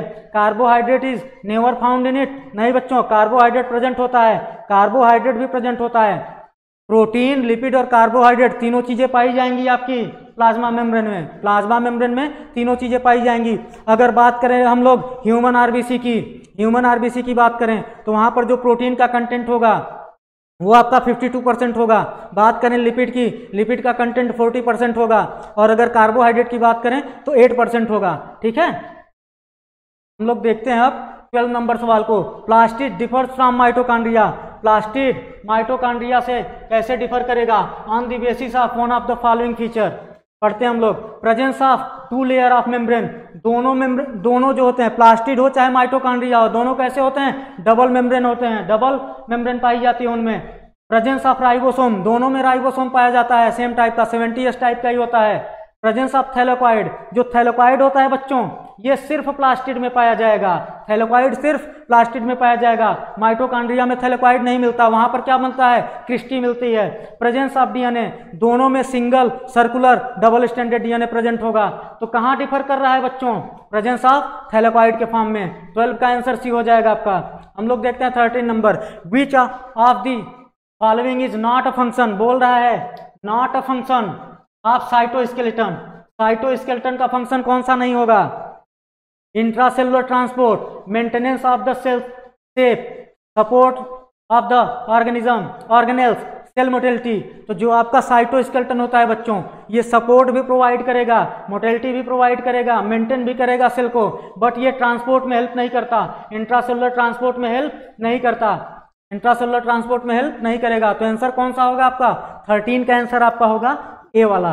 हम लोग 14 नंबर क्वेश्चन देखते हैं, the stain used to visualise mitochondria, mitochondria की स्टेनिंग किससे की जा सकती है, आप लोग डायरेक्ट याद रखिएगा बच्चों, जानस ग्रीन, क्या होता है, जानस ग्रीन बी, इसको क्या बोलते हैं बच्चों, जानस ग्रीन बी। इसी से क्या करेंगे, माइटोकॉन्ड्रिया की स्टेनिंग करेंगे। सेफरीन की बात करें, इसका यूज कहाँ करेंगे हम लोग, ग्राम स्टेनिंग में, ग्राम स्टेनिंग में यूज होगा, काउंटर स्टेन के फॉर्म में, ग्राम स्टेनिंग में यूज होगा काउंटर स्टेन जैसा।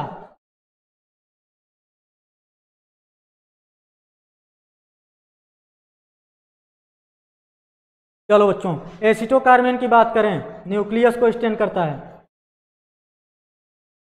यहां तक चीजें क्लियर, तो आपका आंसर कौन सा होगा, डी वाला।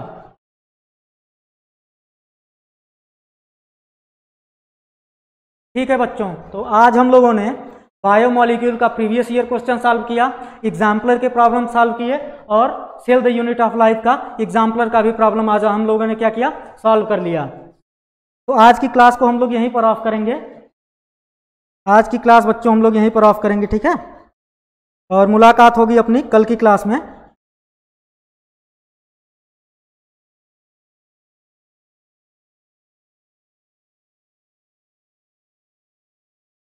तो आज हम लोग क्लास को यहीं पर ऑफ करते हैं, ठीक है बच्चों, थैंक यू।